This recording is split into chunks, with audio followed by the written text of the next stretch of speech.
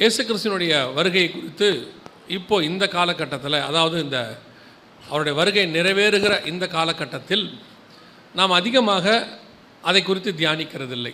உதாரணமாக இயேசு முதலாவது வரும்போது பார்த்திங்கன்னா, மத்தேயு சுவிசேஷம் நம்ம வாசிக்கிறோம் இல்லையா, காலம் நிறைவேறின போது அவர் வந்தாருன்னு. அவர் வரத்துக்கு முன்னாடி பார்த்திங்கன்னா ஒரு 430 வருஷம் இருண்ட காலம் அப்படிம்பாங்க, மல்கியாவிலேருந்து மத்திய வரைக்கும். காரணம் என்னென்னா, அந்த காலகட்டத்தில் தேவனை பற்றின அறிவு அல்லது தேவனுடைய பிரசன்னமோ அல்லது ஆவியானவருடைய வெளிப்பாடோ ஜனங்களுக்குள் இல்லாமல் இருந்தது. அதனால தான் இயேசு வந்து பிரசங்கம் பண்ணும்போது வசனம் சொல்லுது, இருள் இருக்கிற ஜனங்கள் பெரிய வெளிச்சத்தை கண்டார்கள். இப்போ இயேசு வர்றதுக்கு முன்னாடி ஒரு மிகப்பெரியதான ஒரு வெற்றிடம், ஒரு இருள் ஜனங்களுக்குள்ளே வந்து ஒரு ஆயத்தம் இல்லாத தன்மை. அதனால தான் ஆயத்தப்படுத்துகிறவன் ஒருத்தன் வந்தான், வழியை ஆயத்தம் பண்ணுகிற யோவான் ஸ்நானகன். அப்போ இயேசு வர்றதுக்கு முன்னாடி இது நடக்குது பாருங்களேன். அப்புறம் ஒரு வெளிப்பாடு யாருக்கு இருக்குதுன்னா, வானசாஸ்திரிகளுக்கு இருக்குது. அவர்கள் வந்து ஏரோதின் இடத்துல சொல்லுகிறார்கள். அப்பொழுது அவர்கள் வேத வசனத்தை ஆராய்ந்து பார்க்கிறார்கள். ஆராய்ந்து பார்த்து, ஆமாம்மா மேசியா பிறக்கிற காலம் இதுதான், பெத்லஹேமில் பிறப்பார் அப்படிங்கிறது எல்லாத்தையும் அவங்க கண்டுபிடிக்கிறாங்க.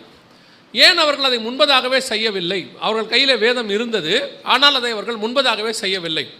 யாரோ ஒருத்தர், அதுவும் புறஜாதியார், கிழக்கிலிருந்து வானசாஸ்திரிகள்னு வசனம் சொல்லுது. அவர்கள் அந்த தேசத்தை சார்ந்தவர்கள் அல்ல, கிழக்கில் இருக்கிறவர்கள். வெளியிருந்து ஒருத்தர் வந்து உள்ளே சொல்ல வேண்டியிருக்குது, உங்களுடைய மேசியா வரப்போகிறார் அப்படின்னு சொல்லு.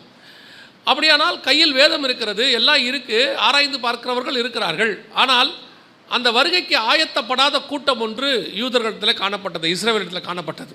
அதே மாதிரி தான் இப்போவும் இயேசு வருகிற காலம் நெருங்கி இருக்கிறது. ஆனால் இப்பொழுதும் திருச்சபைகள் பெரும்பான்மையானவை ஆயத்தம் இல்லாத தன்மை.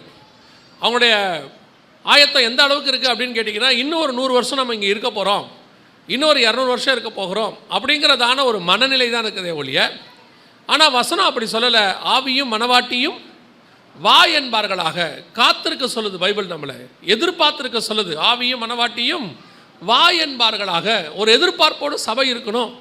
அதனால தான் ஒவ்வொரு வாட்டி நீங்கள் கம்யூனியன் எடுக்கும் போது என்ன சொல்லி எடுக்கிறோம், ஆண்டவர் நமக்கு என்ன சொல்லியிருக்கிறாரு அப்படின்னு பார்த்தா, நான் வருமளவும் என்னை நினைவு கூறும்படி இதை செய்யுங்கள். அப்போ கம்யூனியனுங்கிறத அவர் வர வரைக்கும் தான். ஒவ்வொரு வாட்டி கம்யூனியன் எடுக்கும் போதும் நீங்கள் நினைவு கூற வேண்டியது என்னென்னா, அவர் வரப்போகிறாரு, அவர் சீக்கிரத்தில் வரப்போகிறாரு, இந்த கம்யூனியன் காலம் முடியுது, உடன்படிக்கை முடிவடைய போகுது அப்படிங்கிறது தான் நம்மளுடைய எதிர்பார்ப்பாக இருக்கணும்.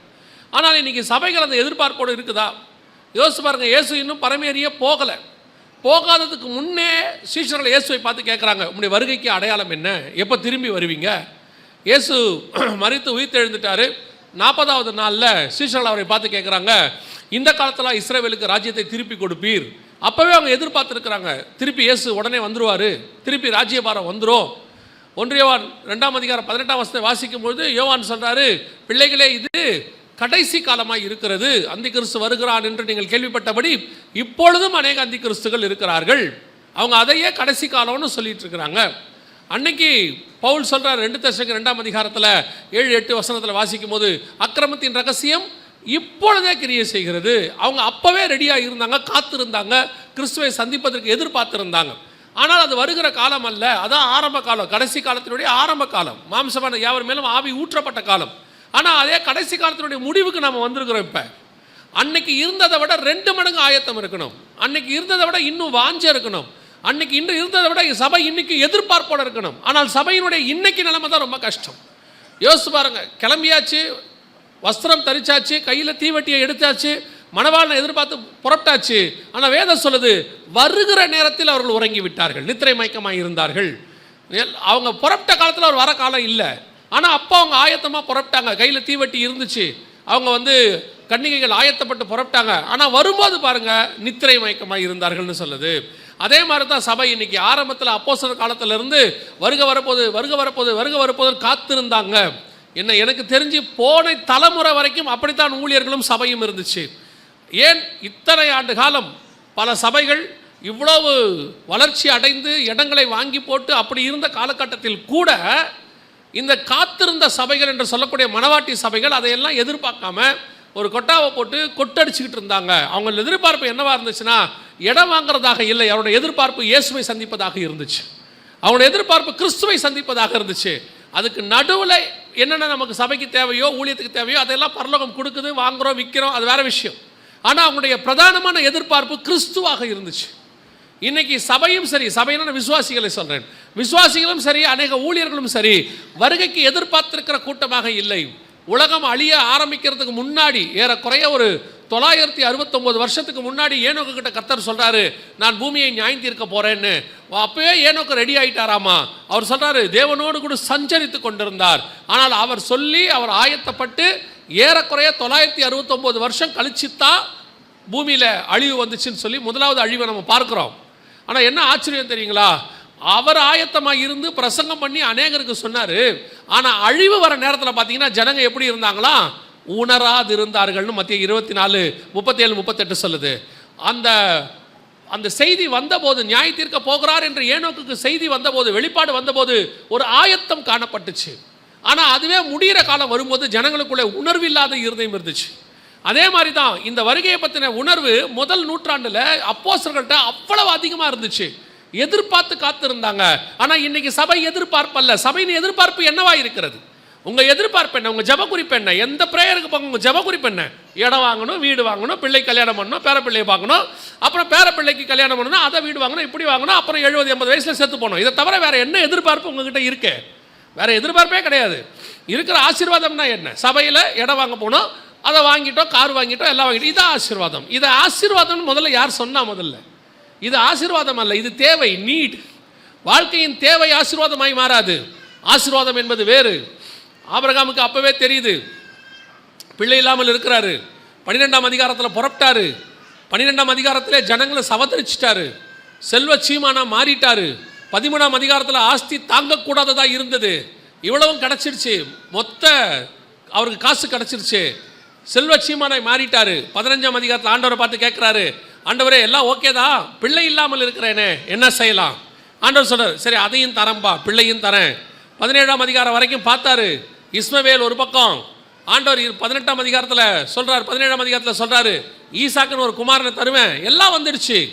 இப்போ வயசாகி போச்சு, 100 வயசாகி போச்சு, 100 வயசை தாண்டிருச்சு. பேரப்பிள்ளைகள் வரைக்கும் பார்த்துட்டாரு, யாக்கோபு வரைக்கும் பார்த்துட்டாரு. எல்லாம் பார்த்த பிறகு எபிரேயர் 11 சொல்றாரு, அவன் அதை அல்ல, அதிலும் மேன்மையான பரமதேசத்தையே அவன் நாடினான். பிள்ளை இல்லாத போது பிள்ளை தேடினான், சொத்து இல்லாத போது சொத்தை தேடினான், தேசம் இல்லாத போது தேசத்தை தேடினான். அவன் சொல்றான், ஆண்டவரே எதினால் இந்த தேசத்தை நான் சுதந்திரத்துக் கொள்வேன் என்று அறிந்து கொள்வேன். தேசம் வந்தாச்சு கைக்கு, இப்போ பையன் வந்தாச்சு, சொத்து வந்தாச்சு, மருமக வந்தாச்சு, பேரப்பிள்ளை வந்தாச்சு, எல்லாம் வந்த பிறகு ஒரு அறிவு வருது, இதை அல்ல, இதிலும் மேன்மையான பரமதேசத்தை அவன் நாடினான். ஆனால் இன்னைக்கு சபை அப்படி அல்ல. இன்னைக்கு அதே நிலைமையில் தான் இருக்கு. அதனுடைய விளைவு என்ன? ஆண்டவர் வராருங்கிறதான ஆயத்தம் இன்னைக்கு சபைக்கு இல்லை. சபை ஆயத்தப்பட்ட இடத்துல இல்லை. எவ்வளோ கேட்டாலும் சபைக்கு உணர்வு இல்லாத இருதயம். அந்த மத்திய 24:37-38 இயேசு சொன்ன மாதிரியே ஜனங்க மாறியாச்சு. கண்ணுக்கு முன்னாடி அடையாளங்கள். இப்போ மத்திய 24:3 கேட்குறாங்க சீஷர்கள், உங்களுடைய வருகைக்கும் உலகத்தின் முடிவுக்கும் அடையாளம் என்ன கேட்டபோது ஆண்டவர் அநேக அடையாளங்களை சொல்லுகிறார். அதுவும் அந்த மத்திய 24ஆம் அதிகாரத்தை அழகாக பிரித்து வரிசை கிரமமாக அழகாக கொடுத்துருக்கிறார். அவருடைய சபை எடுத்துக்கொள்ளப்பட்ட ரகசிய வருகைக்கு முன்னாடி என்ன நடக்கும், எப்போ வேதனைகள் ஆரம்பிக்கும், 3.5 வருஷத்தின் முடிவில் என்ன நடக்கும், 7 வருஷத்தின் முடிவில் என்ன நடக்கும், அதுக்கப்புறம் இயேசு எப்படி பகிரங்கமாக வருவார், எல்லாம் அங்கே வருஷக்கிரமமாக அழகாக இருக்குது. மத்திய 24 அத்தனையும் நம்ம கையில் தான் எழுதி கொடுத்துருக்கு. ஏரோதுகிட்ட கொடுத்தா மாதிரி தான் இன்றைக்கி. ஏரோதுகிட்ட பைபிள் இருக்குதா இன்றைக்கி? அதாவது அவர் பழைய ஏற்பாடு வச்சிருக்கிறாரு, ஆனால் மேசியா பிறப்பார்னு தெரியாது, அவருக்கு எங்கே பிறப்பார்னு தெரியாது. அதே நிலைமை தான் இன்றைக்கி. கையில் பைபிள் இருக்குது, எல்லாம் இருக்குது. ஆனால் இயேசு வருவாரா, என்ன நடப்பார், அடையாளங்களை இயேசு எழுதி கொடுத்துட்டு போயிருக்கிறாரு. அடையாளங்களும் நடக்குது, நம்ம கண்ணுக்கு முன்னாடி அடையாளங்களும் நடந்துக்கிட்டு தான் இருக்கு, துல்லியமாக நடக்குது. நான் இன்னும் சொல்லுவேன், இந்த ஊழியத்தை நாங்கள் ஆரம்பித்த காலத்தில், ஏறக்குறைய நான் சொல்கிறது 20-22 வருஷத்துக்கு முன்னாடி சொல்கிறேன், ஆரம்பிக்கிற அந்த 20 வருஷத்தில் ஆரம்பிக்கிற காலத்தில் நடந்த அடையாளங்களை விட இந்த 20 வருஷத்தில் அதிகமாக நடக்குது, டெய்லி நடக்குது, அதிகமாக வந்துக்கிட்டே இருக்குது.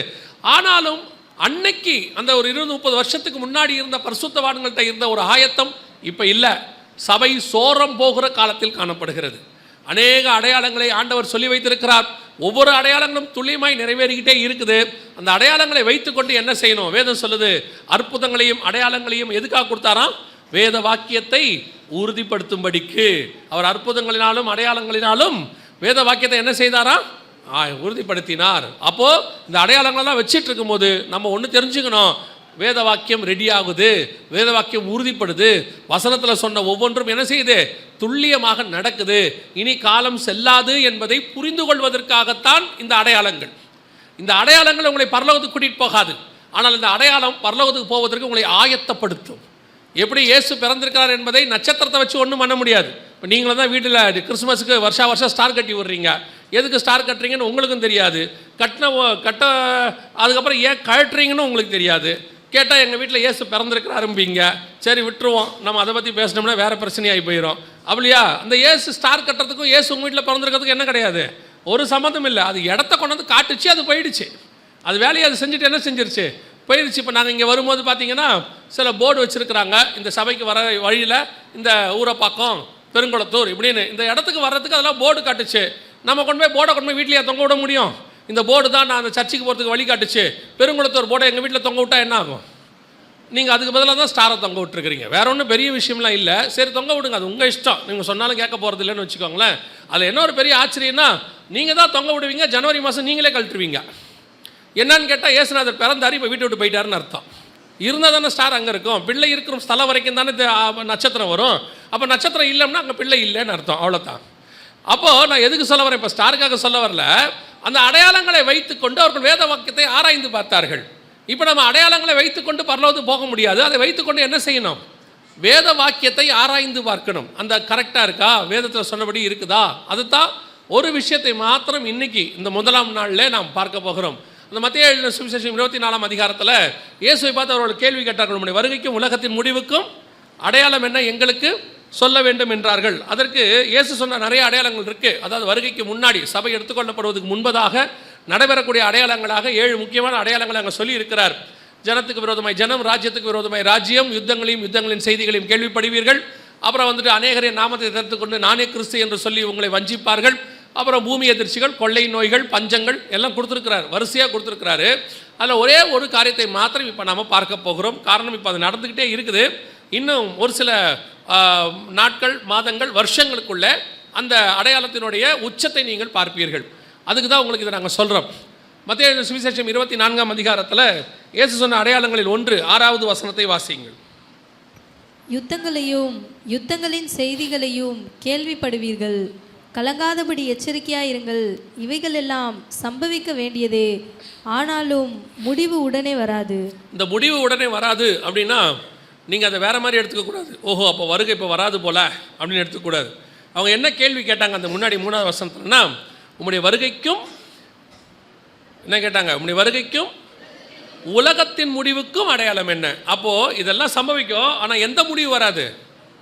உலகத்தின் முடிவு உடனே வராது. உலகம் இன்றைக்கி நாளைக்கெலாம் என்ன செய்யாது, முடிவாது. நாங்கள் ஏற்கனவே இந்த பைபிள் டைம் லைனில் சொல்லியிருக்கோம். பைபிள் டைம் லைன்னா அடுத்தடுத்து என்ன நடக்கும்னு பைபிள் சொல்லி வச்சுருக்கு. அதில் மிக முக்கியமான பாயிண்டில் முக்கியமான விஷயம் என்னென்னா, அடுத்து நடைபெற வேண்டியது மிக முக்கியமான ஒரு யுத்தம் இப்போ ஸ்டார்ட் ஆகிடுச்சு. இப்போ அதை தான் பார்க்க போகிறோம். அந்த யுத்தத்தின் முடிவில் நடுவிலையோ எப்போ வேணாலும் இயேசு கிறிஸ்துவின் சபை எடுத்துக்கொள்ளப்படுதல், ரகசிய வருகை நம்ம சொல்கிறோம், சபை எடுத்துக்கொள்ளப்படுதல். அதற்கு பிறகு 7 ஆண்டு கால உபத்திரவம். அந்த 7 ஆண்டு கால உபத்திரவத்தின் முடிவில் இயேசுவின் பகிரங்க வருகை. இயேசுவின் பகிரங்க வருகையில் அர்மேகதான் யுத்தம். அர்மேகதான் யுத்தத்தின் முடிவில் 1000 வருட அரசாட்சி. 1000 வருஷ அரசாட்சியின் முடிவில் சாத்தான் கொஞ்ச காலம் கட்டவிழ்க்கப்பட வேண்டும். சாத்தான் கட்டவிழ்க்கப்பட்ட பிறகு இன்னும் கொஞ்சம் காலம் கழித்து ஒரு யுத்தம் ஒன்று வரும். அந்த யுத்தத்தின் முடிவில் நியாய தீர்ப்பு, வெள்ளை சிங்காசன நியாய தீர்ப்பு. அதற்கு பிறகு புதிய எருசலேம், நித்தியம். இதுதான் பைபிள் கொடுத்துருக்கு. ஸோ கணக்குப்படி பார்த்தோம்னா ஒருவேளை இப்போ வருகை வந்து இன்றைக்கி வருகை வந்து நாம் எல்லாம் போயிட்டோன்னு ஒரு நம்பிக்கை உங்களுக்கு இருக்குது தானே? இருக்கா இல்லையா? சரி, இல்லாதவங்களை விட்டுருவோம். இருக்கிறவங்க சொல்லுங்கள், எத்தனை பேர் வருகையில் போவோம் நம்பிக்கையில் இருக்கிறீங்க? சரி சரி ரைட். அப்படி நம்ம வருகையில் போயிட்டோன்னு வச்சுக்கோங்களேன். போன பிறகு 7 வருஷம் உபத்திரவ காலமும் அடுத்து 1000 வருஷ அரசாட்சி இருக்குது. அதற்கு பிறகு கொஞ்ச காலம் சாத்தான் கட்டவிழ்க்கப்பட வேண்டியிருக்கு. ஸோ இந்த கணக்கெல்லாம் பார்த்தோம்னா குறைஞ்சபட்சம் இந்த பூமியானது 1007 வருஷத்துக்கு இருக்கும். திடீர்னு சயின்டிஸ்ட்டு சொல்லுவாங்க. அப்புறம் உங்களுக்கு இதிலெல்லாம் வரும். நீங்கள் பார்த்தீங்கன்னா வாட்ஸ்அப்பில், ஃபேஸ்புக்கில், நெட்லலாம் வரும். என்ன சொல்லுவாங்கன்னா, பூமி அழிய போகுது, அங்கே அதாக போகுது, இதாக போகுது. எதானாலும் பூமி இருக்கும். எப்போ வரைக்கும் இருக்கும்? பைபிள் படி இன்னைக்கு வருகை வந்தால் 1007 வருஷம். எப்போ வருகை வருதோ அதை விட 1007 வருஷம் இருக்கும். அதுக்கப்புறமும் இருக்கும். அதுக்கப்புறம் கொஞ்சம் காலம் கட்டவிழ்க்கப்படணும், அதெல்லாம் இருக்குது. அதனால் நம்ம பேசுகிறது பூமியினுடைய அழிவை குறித்து அல்ல. இங்கே அவங்க கேட்குறது முடிவு, உலகத்தின் முடிவு அப்படின்னு கேட்குறாங்க. நம்ம அந்த முடிவை குறித்து இப்போ பேசலை. அங்கே முடிவு உடனே வராதுன்றது அதை பற்றி தான் சொல்லப்பட்டிருக்கு, வருகையை பற்றி சொல்லலை. ஏன்னா வருகை எப்போ வேணாலும் வரும். நினையாத நாளிலே மனுஷகுமாரன் வருவார், அப்படி தான் நமக்கு சொல்லப்பட்டிருக்கு. அப்போ யுத்தங்களையும் யுத்தங்களின் செய்திகளையும் கேள்விப்படுவீர்கள் அப்படிங்கிற அடையாளத்தில் இன்னைக்கு நாம் பார்க்க போகிற அந்த யுத்தம் எது அப்படின்னு பார்க்க போகிறோம். இயேசு கிறிஸ்து வேதத்தில் எப்போவுமே எந்த ஒரு காரியத்தையுமே பொதுவாக சொன்னதே கிடையாது. அதாவது லாங் இங்கிலீஷில் செய்வாங்க, long ago, so long ago, once upon a time அப்படின்லாம் சொல்லுவாங்க. அது எப்போ நடந்துச்சுன்னு தெரியாது. அதை கேட்டிங்கன்னா முன்னொரு காலத்தில் சயின்ஸில் கூட சொல்லுவாங்க, உலகம் எப்போ வச்சுன்னா பல மில்லியன் வருஷங்களுக்கு முன்பாக அப்படிம்பாங்க.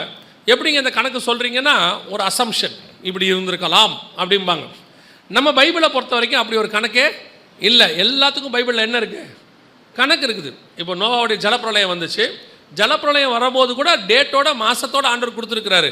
நோவாவுக்கு 600ஆம் வயதாகும் வருஷம் 2ஆம் மாதம் 17ஆம் தேதியாகிய அந்நாளிலே அப்படின்னு வசனம் எவ்வளோ தெளிவாக இருக்கு பாருங்க. எசேக்கியேல் தீர்க்க தரிசனம் வரைப்பார், வசனம் அழகாக சொல்லும். 6ஆவது வருஷம் 6ஆவது மாதம் நான் என் வீட்டில் உட்கார்ந்து இருக்கும் பொழுது அப்படின்னு வசனம் சொல்லும். ஒவ்வொரு இடத்துலையும் தரியு அரசாண்ட 2ஆம் வருஷம் அப்படிம்பார் தானியேல். எந்த காலத்தில் இந்த தீர்க்க தரிசனம் உரைக்கப்பட்டதுங்கிறத கூட தெளிவாக பைபிள் சொல்லும். அப்படி இருக்கும்போது ஆண்டவர் யுத்தங்களையும் யுத்தங்களின் செய்திகளையும் கேள்விப்படுவீர்கள் அப்படின்னு சொல்லும்போது ஏதோ பொதுவாக ஆண்டவர் சொல்கிறாரா? ஏன்னு சொன்னால் இயேசு சொல்லிவிட்டு போய் 2000 வருஷத்துக்கிட்ட ஆகப்போது. இந்த இடைப்பட்ட காலத்தில் மட்டும் இந்த யுத்தத்தை கணிக்கிறவங்க, யுத்தத்தை பற்றி கால்குலேட் பண்ணுறவங்க என்ன சொல்கிறாங்க அப்படின்னு கேட்டிங்கன்னா, பெரிய யுத்தம் அப்படின்னா லட்சக்கணக்கில் ஜனங்க செத்து போனது.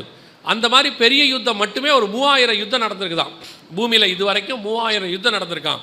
சின்ன யுத்தங்களுக்கு கணக்கே இல்லை. சின்ன யுத்தம்னா ஒரு நாட்டுக்கு இன்னொரு நாட்டுக்கு நடுவில் அப்பப்போ நடக்கும்ல, சிற்றரசர்கள்லாம் சண்டை போட்டுப்பாங்களே, அந்த யுத்தத்துக்கெல்லாம் கணக்கே கிடையாது. அது எத்தனையோ 1000 யுத்தம் நடந்திருக்குதாமா.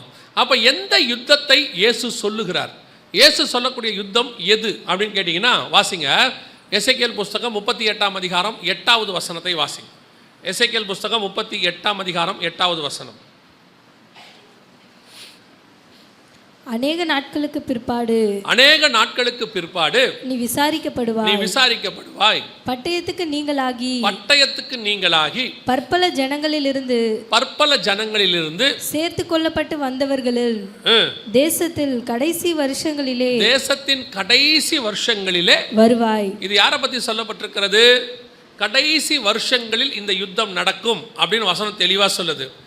எந்த கடைசி வருஷத்துல இந்த யுத்தம் நடக்கும் அப்படின்னு கேட்டீங்கன்னா, பற்பல ஜனங்களிலிருந்து சேர்த்து கொள்ளப்பட்டு வந்தவர்களின் தேசத்தில் கடைசி வருஷத்தில் இது நடக்கும் அப்படின்னு இருக்கு. பற்பல ஜனங்களிலிருந்து சேர்த்து கொள்ளப்பட்டு வந்தவர்கள் அப்படின்னா நம்ம காலத்தில் இஸ்ரவேல் ஜனங்கள். இஸ்ரவேல் ஜனங்களும் இதுக்கு முன்னாடி 2 தடவை அவங்க தேசத்துக்கு சேர்த்து கொள்ளப்பட்டிருக்கிறாங்க. முதலாவதாக மோசே தலைமையில் எகிப்திலேருந்து வந்தாங்க. 2வது செருபாபேல் தலைமையில் அங்கே மேதிய பெர்ஷியா சாம்ராஜ்யத்திலேருந்து வந்தாங்க. அப்படி வரும்போது அவங்க அந்தந்த தேசத்திலிருந்து தான் வந்தாங்க. ஆனால் வசனம் சொல்லுது, பற்பல ஜனங்களிலிருந்து சேர்த்து கொள்ளப்பட்டு வந்தவர்களின் தேசத்தின் கடைசி வருஷம். இது யாரை பற்றி, எந்த ஜனங்கள் நேரடியாக வசனத்தில் உங்களுக்கு வேணும்னா அதே அதிகாரம் 16வது வசனத்தை வாசிங்க. 38:16. நீ தேசத்தை கார்மேகம் போல் மூட என் ஜனமாகிய இஸ்ரவேலுக்கு விரோதமாக எழும்பி வருவாய். வசனம் தெளிவா இருக்கு. இஸ்ரவேலுக்கு விரோதமாகத்தான் இந்த யுத்தம் என்ன செய்யும், நடக்கும் அப்படின்னு இருக்கு. தேசத்தை இதான் பற்பல ஜனங்களிலிருந்து சேர்த்து கொள்ளப்பட்டு வந்தவர்களின் தேசம். நல்லா கவனிங்க, இவங்க சேர்த்து கொள்ளப்படுறாங்க. இந்த வீடியோ பாருங்க, இது ரொம்ப முக்கியமான ஒரு வீடியோ. என்னன்னா, இது இவங்க ஏறக்குறைய 1918 ஆரம்பித்து 1948 ராஜ்யபாரமாகி 2020 வரைக்கும் வந்துக்கிட்டே இருக்கிறாங்க. எல்லா ஜனங்கள்லேருந்து சேர்த்து கொள்ளப்படுறாங்க. ரஷ்யாவிலேருந்து, ஜெர்மனியிலேருந்து அப்படியே வந்தாங்க, இந்தியாவிலேருந்து கூட போனாங்க. இது பின்னாடி அந்த ஃப்ளைட்டை பார்த்தா உங்களுக்கு தெரியும். அந்த ஃப்ளைட்டில் பார்த்தீங்கன்னா கவனிச்சு பாருங்க, எங்கன்னு போட்டிருக்கு பாருங்க, உக்ரைன்லேருந்து இவங்க புறப்பட்டு வந்தாங்க. இவங்க வந்ததுக்கு அப்புறம் தான் உக்ரைனில் ரஷ்யா பிரச்சனை ஆரம்பிச்சிச்சு. இதான் லாஸ்ட் பேட்ச். இவங்க வந்ததுக்கு பிறகு இந்த உக்ரைன் ரஷ்யா பிரச்சனை ஆரம்பிச்சிச்சு. கடைசியாக உக்ரைன்லேருந்து இவர்கள் புறப்பட்டு வந்தார்கள். அதிலிருந்து தான் மற்ற பெரிய பிரச்சனைகள்லாம் கொஞ்சம் கொஞ்சமாக ஆரம்பிச்சுக்கிட்டே வந்துச்சு. 2021 ஆரம்பிச்சுட்டு வந்துச்சு. இதான் இந்த பேட்ச் மிக முக்கியமான ஒரு பேட்ச். இந்த பேட்சுக்கு விரோதமாக யுத்தம் நடக்கும். இப்போ நான் உங்களுக்கு சொல்கிறதையெல்லாம் நல்லா கவனிங்க. ஒருவேளை கொஞ்சம் பாடம் மாதிரி இருக்கும், இல்லை ஹிஸ்ட்ரி பாடம் மாதிரி இருக்கும். எப்படி இருந்தாலும் கவனிங்க. ஏன்னா இது நடக்க போகிற சம்பவம் நடக்க ஆரம்பிச்சிருச்சு. இது நடக்கும்னு நாங்கள் ஒரு பைபிள் இந்த வசனத்தை தான் எடுத்து நாங்கள் தீர்க்க தரிசனம் சொல்கிறது இல்லை. பைபிளோட தீர்க்க தரிசனத்தை கிட்டத்தட்ட 20 வருஷமாக சொல்கிறோம் இப்படி நடக்க போகுதுன்னு. இப்போ நடக்க ஆரம்பிச்சிருச்சு. அதுக்கு தான் உங்களுக்கு சொல்கிறோம், கவனிச்சுட்டே வாங்க. ஏதோ பாடம் எடுக்கிறாங்க, ஹிஸ்ட்ரி எடுக்கிறாங்க, நமக்கு எதுக்கு ஸ்கூலில் உட்காந்து தூங்குற மாதிரி தூங்கிற போறியா? அதுக்கப்புறம் உங்களுக்கு தான் நஷ்டம். அதுக்கு தான் சொல்ல வரேன். கவனிங்க, இவர்கள் பற்பல ஜனங்களிலிருந்து சேர்த்து கொள்ளப்பட்ட இஸ்ரவேலுக்கு விரோதமாக நீ வருவாய் அப்படின்னு இருக்கு. யாரை பற்றி சொல்லப்பட்டிருக்கிறது? யார் வருவா? எதிரி யாரு அப்படின்னு கேட்டிங்கன்னா எசேக்கியேல் 38:2 வாசிங்க. வாசிக்கிறவங்க எங்கே இருக்கிறாங்க? எங்கே இருக்காங்க வாசிக்கிறவங்க? கை தூக்குங்க. கொஞ்சம் வேகமாக வாசிக்கணும். வாசிங்க 38:2. மனுபுத்திரனே, அந்த கேபினுக்கு ஒரு லைட் போட்டு கொடுங்கப்பா, பாவம் இருட்டில் வாசிக்கிறாங்க போல. வாசிங்க. மனுபுத்திரனே, மேசேக் தூபால் ஜாதிகளின் தலைமையான அதிபதியாகிய மாகோகு தேசத்தானான கோகுக்கு எதிராக நீ உன் முகத்தை திருப்பி. யாரை பற்றி ஆண்டவர் அந்த இடத்துல சொல்கிறாரு அப்படின்னு கேட்டால் பார்க்கறதுக்கு என்னமோ வித்தியாசமான பேர் மாதிரி தெரியும். மனுபுத்திரனே, மேசேக் தூபால் ஜாதிகளின் தலைமையான அதிபதியாகிய மாகோகு தேசத்தானாகிய கோகுக்கு எதிராக நீ உன் முகத்தை திருப்பி அப்படின்னா ஆண்டவர் யாரை பற்றி சொல்கிறாரு அப்படின்னு நம்ம தெரிஞ்சுப்போம் இல்லையா? ஸோ யாருன்றதை நான் இப்போ இருக்க பேரை சொல்லிட்டேன்னா அது எப்படி அப்படின்னு உங்களுக்கு கொஸ்டின் வரும். முதல்ல அவங்க எங்கே இருக்கிறாங்கன்னு சொல்லியிருக்கிறார் ஆண்டவர். அதுக்கப்புறமா அந்த பேரை அவங்களுக்கு சொல்கிறேன், ஈஸியாக புரியும். 39:2 வாசிங்க. எசேக்கியேல் 39:2. நான் உன்னை திருப்பி உன்னை 6 துறடுகளால் இழுத்து உன்னை வடபுறங்களில் இருந்து எழும்பவும். எந்த பக்கத்துல இருந்து? வடபுறங்களிலிருந்து எழும்பவும். ஃப்ரம் நார்தன் ப்ராவின்ஸ்னு ஒரு சில டிரான்ஸ்லேஷன்ல இருக்கும், ஃப்ரம் நார்த் சைடுன்னு இருக்கும். வடக்கு பக்கத்துல இருந்து வரணும். இஸ்ரவேலுக்கு வடக்கு பக்கத்துல இருந்து ஒரு நாடு வரணும். அதான் இஸ்ரவேலுக்கு விரோதமாக எழும்ப வேண்டிய நாடு. இந்த நாடு தான் இஸ்ரவேலுக்கு விரோதமாக கடைசி காலங்களில் நீ வருவாய் அப்படின்னு இருக்கு. இந்த தீர்க்க தரிசனத்தை உரைக்கும் போது அங்கே சொல்லப்பட்ட நாடுகள் எதுவும் இல்லை. நல்லா புரிஞ்சுக்கொள்ளுங்க. ஏன்னா இஸ்ரவேல் தேசமே அப்போ அடிமையாக இருக்குது. எசேக்கியேல் அடிமையாக இருக்கிற காலத்தில் எழுதுறது. இஸ்ரவேல் தேசமே எங்கே இருக்குது? அடிமையாக இருக்கிறது. அப்போ தான் அது எழுதப்படுகிறது. ஸோ இஸ்ரவேல்னு ஒரு தனி நாடு அப்போ இல்லை. இன்னொன்று, இப்போ அந்த இடத்துல சொல்லப்பட்ட எதிரி நாடு யார் அப்படின்னு கேட்டிங்கன்னா தமிழில் மேசேக் தூபால் ஜாதிகளின் தலைமையான அதிபதியாகிய அப்படின்னு இருக்குது இல்லையா? தமிழில் அந்த வார்த்தையை டிரான்ஸ்லேட் பண்ணிட்டாங்க. வார்த்தை இருக்குது, அதுக்கு அர்த்தத்தை சொல்லிட்டாங்க. அந்த வேர்டை இப்போ உதாரணமாக இயேசுன்னு வர இடத்துலலாம் இயேசுன்னு தானே எழுதணும். ரட்சகர்னு எழுதிட்டா அது இயேசுன்றது நமக்கு புரியாது இல்லை. அந்த பேரை என்ன செய்யக்கூடாது? டிரான்ஸ்லேட் பண்ணக்கூடாது. அவங்க டிரான்ஸ்லேட் பண்ணிட்டாங்க. அங்கே NKJV வெர்ஷன், இங்கிலீஷ் வெர்ஷனில், அதற்கு பிறகு மலையாளத்தில், ஹிந்தியில் எல்லாத்துலேயும் அந்த வார்த்தை இருக்குது, நீங்கள் படிக்க முடியும். த சீஃப் பிரின்ஸ் ஆஃப் ரோஷ் அப்படிங்கிற ஒரு வார்த்தை இருக்கும். வடப்பக்கத்திலேருந்து ரோஷ் என்கிறதான ஒருத்தர் எழும்பி வருவார் அப்படின்னு இருக்கு. அதுவே நீங்கள் மலையாளத்தில் பார்த்தீங்கன்னா ரோஷே அப்படின்னு இருக்கும். அப்புறம் சில மொழிகளில் ருஷே அப்படின்னு இருக்கும். ரஷ்யாவை குறிக்கிற வார்த்தை. இப்போ நம்ம இங்கிலீஷில் தான் ரஷ்யான்னு சொல்கிறோம். அதுவே நீங்கள் சில லாங்குவேஜில் ருஷ்யாம்பாங்க. நீங்கள் பார்க்கும்போது ருஷ்யான்னு சொல்லுவாங்க. வடக்கு பக்கத்துலேருந்து வரணும். இஸ்ரவேலோடைய எருசலேம் மேலே புள்ளியை வச்சு ஒரு கோடு நேராக வடக்கு பக்கம் போட்டிங்கன்னா அது நேராக போய் மாஸ்கோ, ரஷ்யாவுடைய தலைநகரத்தில் தான் நிற்கும். கடைசி நாட்களில் ரஷ்யா எழும்பி வர வேண்டும். அதுலேயும் பெரிய ஆச்சரியம் என்னன்னு கேட்டிங்கன்னா, ரஷ்யாவுக்கு உதவி செய்யக்கூடிய நம்பர் 1 நாடு எது? ரஷ்யாவுக்கு உதவி செய்கிற நம்பர் 1 நாடு எதுன்னு ஆண்டவர் சொல்லியிருப்பார். இந்த வசனம் ஏறக்குறைய 2500 வருஷத்துக்கு முன்னாடி. அதான் ரொம்ப முக்கியம். அந்த 5வது வசனம் 38:5 வாசிங்க பார்ப்போம். அவர்களோடு கூட பெர்சியான்னு இருக்கு பார்த்தீங்களா? அவர்களோடு கூட ஃபர்ஸ்ட் யார் இருக்கிறா?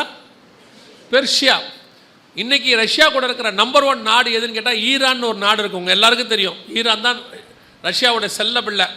இந்த ஈரானுக்கு 1984 வரைக்கும் இருக்கிற பேர் தான் பெர்ஷியா. 1984 தான் இந்த பேர் ஈரான் என்று மாற்றப்பட்டது. அது வரைக்கும் அதுக்கு பேர் என்னது? பெர்ஷியா.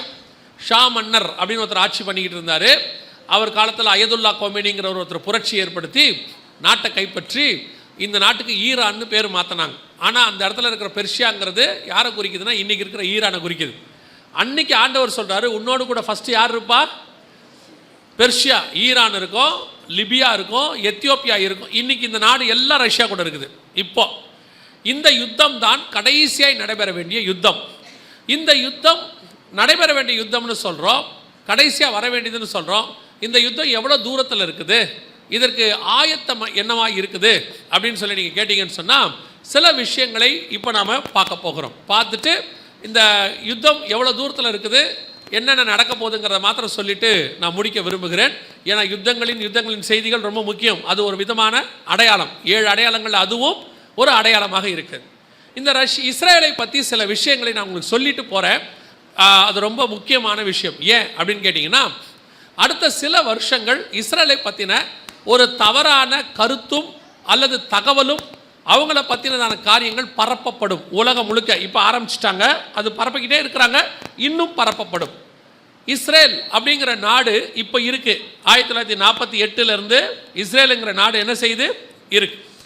ஆனால் 1948க்கு முன்னாடி இஸ்ரேல்னு ஒரு நாடே கிடையாது. அப்படி ஒரு நாடு இல்லை. இப்போ எல்லாரும் என்ன சொல்கிறாங்க அப்படின்னா, இஸ்ரேல் வந்து பாலஸ்தீனர்களை எல்லாம் அகதிகள் ஆக்கிட்டாங்க, இஸ்ரேல் வந்து அங்கே நாட்டை பிடிச்சிக்கிட்டாங்க, அங்கே இருந்து அவங்கள எல்லாத்தையும் விரட்டிட்டாங்க அப்படின்னு நிறையா காரியங்கள் சொல்லப்படுது. எந்த அளவுக்கு இது உண்மை, எந்த அளவுக்கு சரித்திரம் என்ன சொல்லுது, பைபிள் என்ன சொல்லுது அப்படிங்கிறத நீங்கள் தெரிஞ்சுக்கணும். ஏன் நீங்கள் தெரிஞ்சுக்கணும்னா, 2 முக்கியமான காரணத்துக்காக நான் எப்பவும் சொல்வேன். ஒன்று, இந்த இஸ்ரவேலர்கள் வழியாகத்தான் இன்னைக்கு உலகத்துக்கே பைபிள் நமக்கு வந்திருக்கிறது. ஆண்டவர் அவ்வளோதான் என்ன பண்ணியிருக்கிறாரு, பயன்படுத்தி இருக்கிறார். 12 அப்போஸ்தலர்களுமே எங்கிருந்து வந்தவங்க தான், இஸ்ரவேலுக்குள்ளே இருந்து வந்தவங்க தான். நம்முடைய ஆண்டவரும் இஸ்ரவேல் தான் சிலுவையில் அறையப்பட்டார். அதில் இருந்த பவுல் வழியாக தான் வேதாகமம் நமக்கு இந்த அளவுக்கு கொடுக்கப்பட்டது.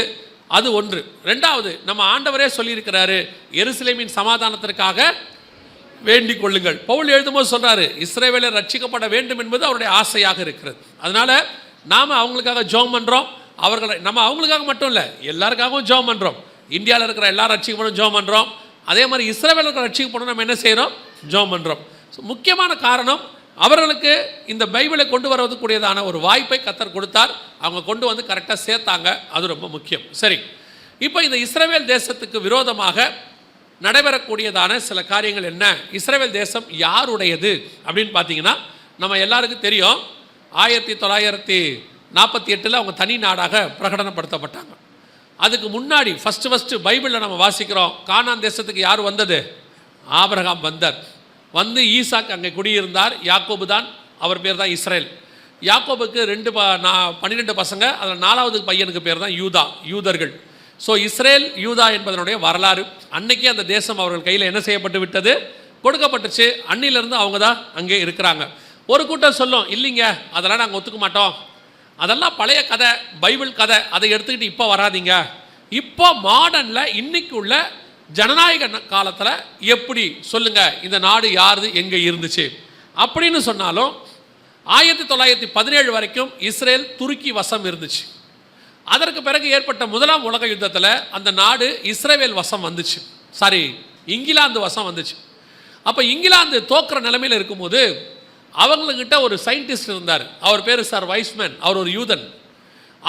அவங்க ஜெயிக்கிறதுக்கு ஒரு குண்டு கண்டுபிடிச்சி கொடுத்தோன்னா இங்கிலாந்து ஜெயிச்சிட்டாங்க. அப்போ இருந்தவங்க கேட்டாங்க, உங்களுக்கு நாங்கள் என்ன செய்யணும், நீங்கள் எங்களுக்கு இவ்வளோ பெரிய வெற்றியை தேடி கொடுத்துருக்குறீங்கன்னு சொன்னபோது சார் வைஸ்மேன் சொன்னார், எங்கள் நாடு இப்போ உங்கள் கையில் இருக்குது, நீங்கள் நினச்சா அகதிகளாக 2000 வருஷமாக இருக்கிற நாங்கள் திரும்பி வருவதற்கு என்ன செய்ய முடியும், ஒரு வாய்ப்பு கொடுக்க முடியும்.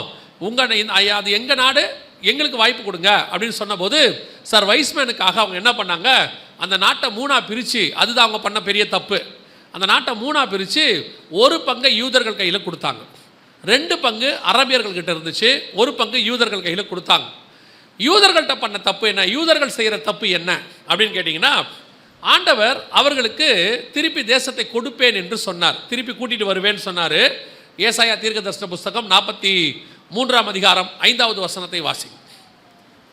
ஏசாயா 43:5 வாசிங்கள். பயப்படாதே, நான் உன்னோடு இருக்கிறேன், நான் உன் சந்ததியை கிழக்கிலிருந்து வரப்பண்ணி உன்னை மேற்கிலும் இருந்து கூட்டி சேர்ப்பேன்.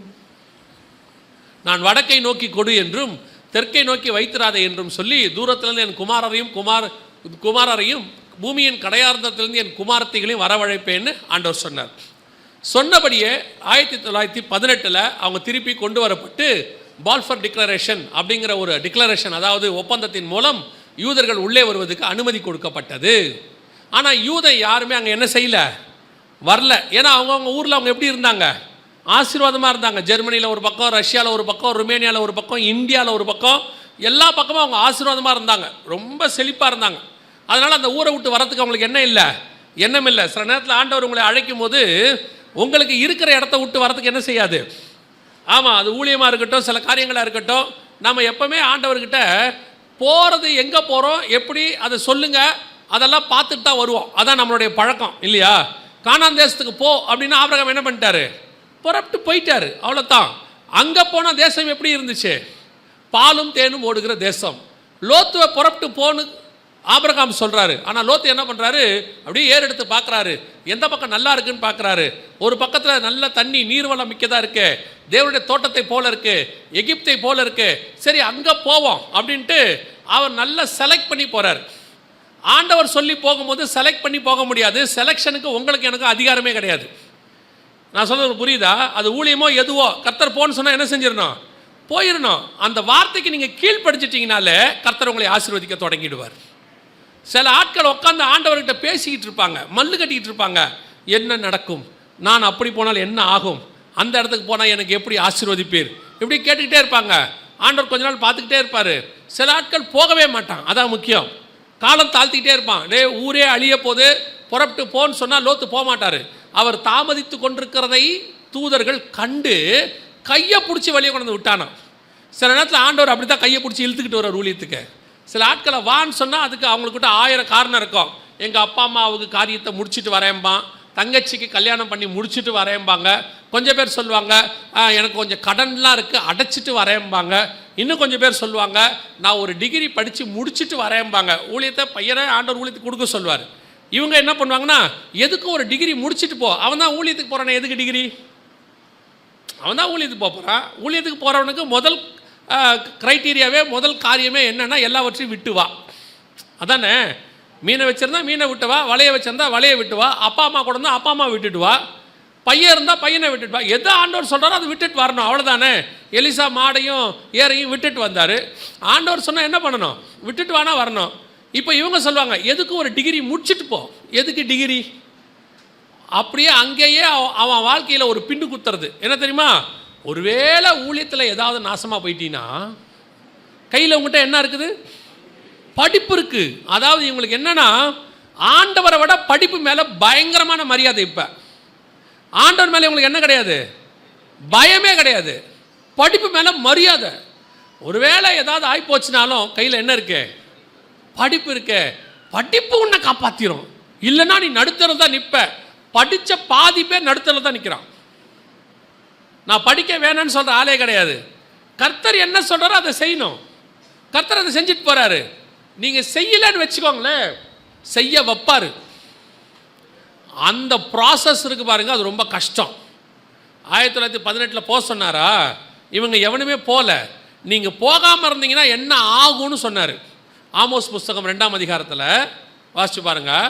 ஆமோஸ் புஸ்தகம் 2ஆம் அதிகாரம் 13வது வசனம் வாசி. இதோ கோதுமை கட்டுகளை நிறைபாரமாய் ஏற்றப்பட்ட வண்டியில் இருக்கிறது போல நான் உங்களை நீங்கள் இருக்கிற ஸ்தலத்தில் இருத்துவேன். என்ன சொல்கிறாருன்னா, நீங்கள் போகல, நான் உங்களை எப்படின்னா செய்வேன்னு கேட்டால், எப்படி ஒரு கோதுமை மூட்டையை வண்டியில் ஏற்றி ஏற்றி இருக்க கட்டுவாமல்ல, அந்த வண்டி எவ்வளோ ஏற்ற முடியுமோ அவ்வளோ ஏற்றுவாமல்ல, அந்த மாதிரி நீங்கள் இருக்கிற இடத்துல வண்டியில் ஏற்றுவேங்கிறார் ஆண்டவர். இந்த தீர்க்க தரிசனம் அப்படியே துல்லியமாக நிறைவேறுச்சு. எப்போன்னு கேட்டிங்கன்னா, 18 கர்த்தர் போக சொன்னார். இந்த பயலுக்கு என்ன செய்யலை, போகலை. திடீர்னு இவங்க இருந்த ஊரில் ஆண்டவர் எதிரியை எழுப்பி விட்டார். எல்லா ஊர்லேயும் நம்ம ஆண்டவருக்கு அது ரொம்ப ஈஸியாக முடியும். ஜெர்மனியில் ஹிட்லரை எழுப்பிட்டார்.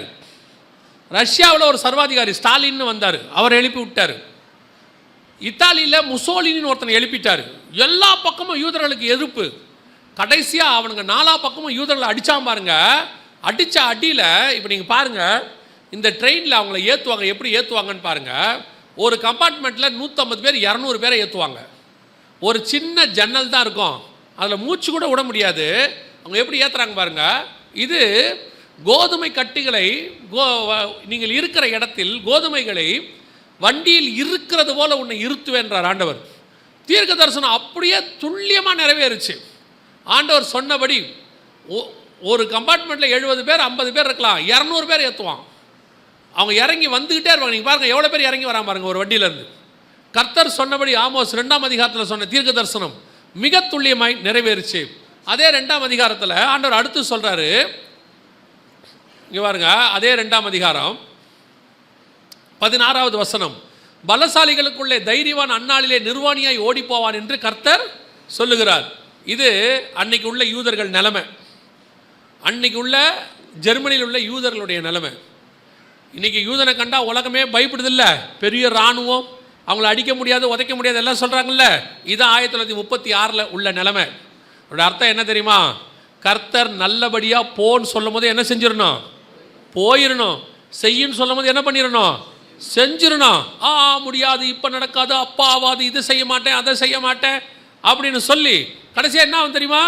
நிர்வாணியாக ஓடி போகிற நிலைமைக்கு வந்துடும். அதான் கடைசி ஆகிடும். எல்லாத்தையும் எடுத்துக்கிட்டு விட்டுருவாங்க. கடைசியில் இவங்க எப்படி வந்தாங்க தெரியுமா? தப்பிச்சா போதும், ஊருக்குள்ளே வந்த அந்த அவங்க கையிலேருந்து தப்பிச்சா போதுங்கிற அளவுக்கு வந்தாங்க. சில நேரத்தில் கர்த்தர் சொல்லும் போது என்ன பண்ணிடணும்? எதையுமே செஞ்சிடணும். ஊழியமோ கல்யாணமோ எல்லாமே. சில ஆட்கள்லாம் பார்த்தீங்கன்னா கல்யாண வயசில் ஆண்டவர் சரியான ஆட்கள் கொடுத்துருப்பாரு, பண்ண மாட்டான். முடி நீளமாக இல்லை, பொண்ணு இன்னும் கொஞ்சம் உயரமாக இருக்கணும், இன்னும் கொஞ்சம் கலராக இருந்தால் நல்லா இருக்கணும், இன்னும் கொஞ்சம் படிச்சிருந்தா நல்லாயிருக்கும், ஒன்று ஒன்றா தட்டிக்கிட்டே இருப்பான். வயசு 42 தாண்டிடும். அப்புறம் சொல்லுவார், எதிர்த்தாலும் பரவாயில்ல, ஒன்று கூட கிடைக்காது, ஒன்று கூட கிடைக்காது. சில சிஸ்டர்ஸும் அப்படி இருக்காங்க. மாப்பிள்ளையை பார்த்தா என்ன கருப்பாக இருக்காரு, அவர் எனக்கு அமெரிக்கா மாப்பிள்ளை தான் வேணும். 38-40 ஆகிடும். அப்புறம் கர்த்தர் எது கொடுத்தாலும் சோத்திரம். ஆண்டவர் நன்மையான ஈவு தான் கொடுப்பார், கொடுத்தாரு. அப்புறம் நம்ம கொடுத்த போது என்ன செய்யலை? வாங்கலை. அவன் நிலைமை தான் பாருங்கள். தேசத்தை ஃப்ரீயாக கொடுத்தாரு, எழுதி கையில் கொடுத்தான், நீ போப்பா அவன் நாட்டுக்குன்னு. போகலை. அடிச்சா அடி. எப்படி வந்தாங்க தெரியுமா? காசு கட்டி வெளியே வந்தாங்க. இந்த நாட்டை விட்டு நாங்கள் போகிறோன்னே அவன் சொல்லிட்டான் ரஷ்யாவில், நீ போகிறதா காசு கொடுத்துட்டு வெளியே போ, நாட்டை விட்டு வெளியே போய் ஏன் காசு கொடுக்கணும்? அப்படித்தான், இல்லைன்னா விடமாட்டேன், அடிப்பேன்னா. காசு கொடுத்துட்டு வெளியே வந்தாங்க. அந்த அளவுக்கு நடந்த சம்பவம் 1918 48 வரைக்கும் நடந்துச்சு. ஆண்டவர் சொன்னபடி அவர்கள் அங்கே வந்தார்கள். ஆண்டவர் சொன்ன வாக்குத்தத்தம் நிறைவேறியது. மீண்டும் இஸ்ரவேலரை கொண்டு வந்து சேர்ப்பேன் என்று சொன்னார். 1900 வருஷம் கழித்து கர்த்தர் சொன்ன தீர்க்க தரிசனம் துல்லியமாய் நிறைவேறியது. ஒரு தேசத்தை விட்டு அனுப்பவும் அவரால் முடியும், ஒரு தேசத்துக்கு கூட்டி கொண்டு வரவும் அவரால் முடியும். ஆண்டவர் என்ன செய்வார்? வேரோடு எடுத்தும் போடுவார். கர்த்தருக்கு சித்தமானால் திருப்பி அங்கே கொண்டு வந்து வைக்கவும் செய்வார். அல்லேலூயா. அதான் கர்த்தருடைய திட்டம். நாம் சில நேரத்தில் என்ன நினைப்போம் தெரியுமா? இதெல்லாம் நடக்காது, ஆவாதும்போ. ஆண்டவர் சொல்வார், நான் செய்வேன் பாரு, செய்வார். ஒரு இனம், ஒரு மொழி, ஒரு தேசம் 1900 வருஷம் இந்த உலகத்தில் இல்லாமல் காணாமல் போய் திருப்பி அதே இடத்துக்கு கொண்டு வந்து இருக்கிறது என்று சொன்னால் அது ஒரே ஒரு தேசம், இஸ்ரவேல் தான். ஒரே ஒரு ஜனங்கள், யூதர்கள் தான். அந்த தேசம் நம்முடைய தேவனுடைய தேசமாக இருக்கிறது. அல்லேலூயா. கர்த்தர் சொன்னபடி அவங்க வந்துட்டாங்க. இப்போது அந்த இடத்துல அவங்க வந்த பிறகு அவங்களை நோக்கி ஒரு மிக முக்கியமான யுத்தம் ஆரம்பிச்சிச்சு. 1948 அவங்க வந்தது மே மாதம் 14ஆம் தேதி அவங்க வந்தாங்க. அவங்க விடுதலை ஆனாங்க. 15ஆம் தேதி யுத்தம் ஆரம்பிச்சிச்சு. ஏன்னா என்ன இந்த யுத்தத்தை பற்றி உங்களுக்கு சொல்கிறேன் அப்படின்னா, அடுத்து சொல்ல போகிற பொய்களை நீங்கள் புரிஞ்சுக்கணும். ஒரு கூட்டம் இப்போ பெரிய பொய் உலகம் முழுக்க சொல்ல போது நீங்கள் அதை தெரிஞ்சுக்கிறதுக்காக தான் உங்களுக்கு சொல்கிறேன். 48 இவங்க யுத்தம், இவங்களுக்கு எதிராக ஒரு யுத்தத்தை 7 நாடுகள் செஞ்சாங்க. அதாவது இவங்க சுதந்திரம் அடைஞ்ச மறுநாள். எதுக்காக அப்படின்னா, அந்த 7 நாடுகள் சொன்னாங்க, யூதர்கள் இங்கே வந்து அவங்க எங்கள் தேசத்தை பிடிச்சிக்கிட்டாங்க, யூதர்களுக்கு விரோதமாக யுத்தம் பண்ண போகிறோம். ஸோ இந்த யுத்தத்தை 1-2 நாளில் முடிச்சுடுவோம், யூதர்களை க்ளோஸ் பண்ணிடுவோம். அதில் ஒருத்தர் சொன்னார், ஒரு நாட்டுடைய அதிபதி, இஸ்ரவேல் என்கிற தேசத்தை வரைபடத்தில் இல்லாமல் அழித்து விடுவேன்னு சொன்னார்.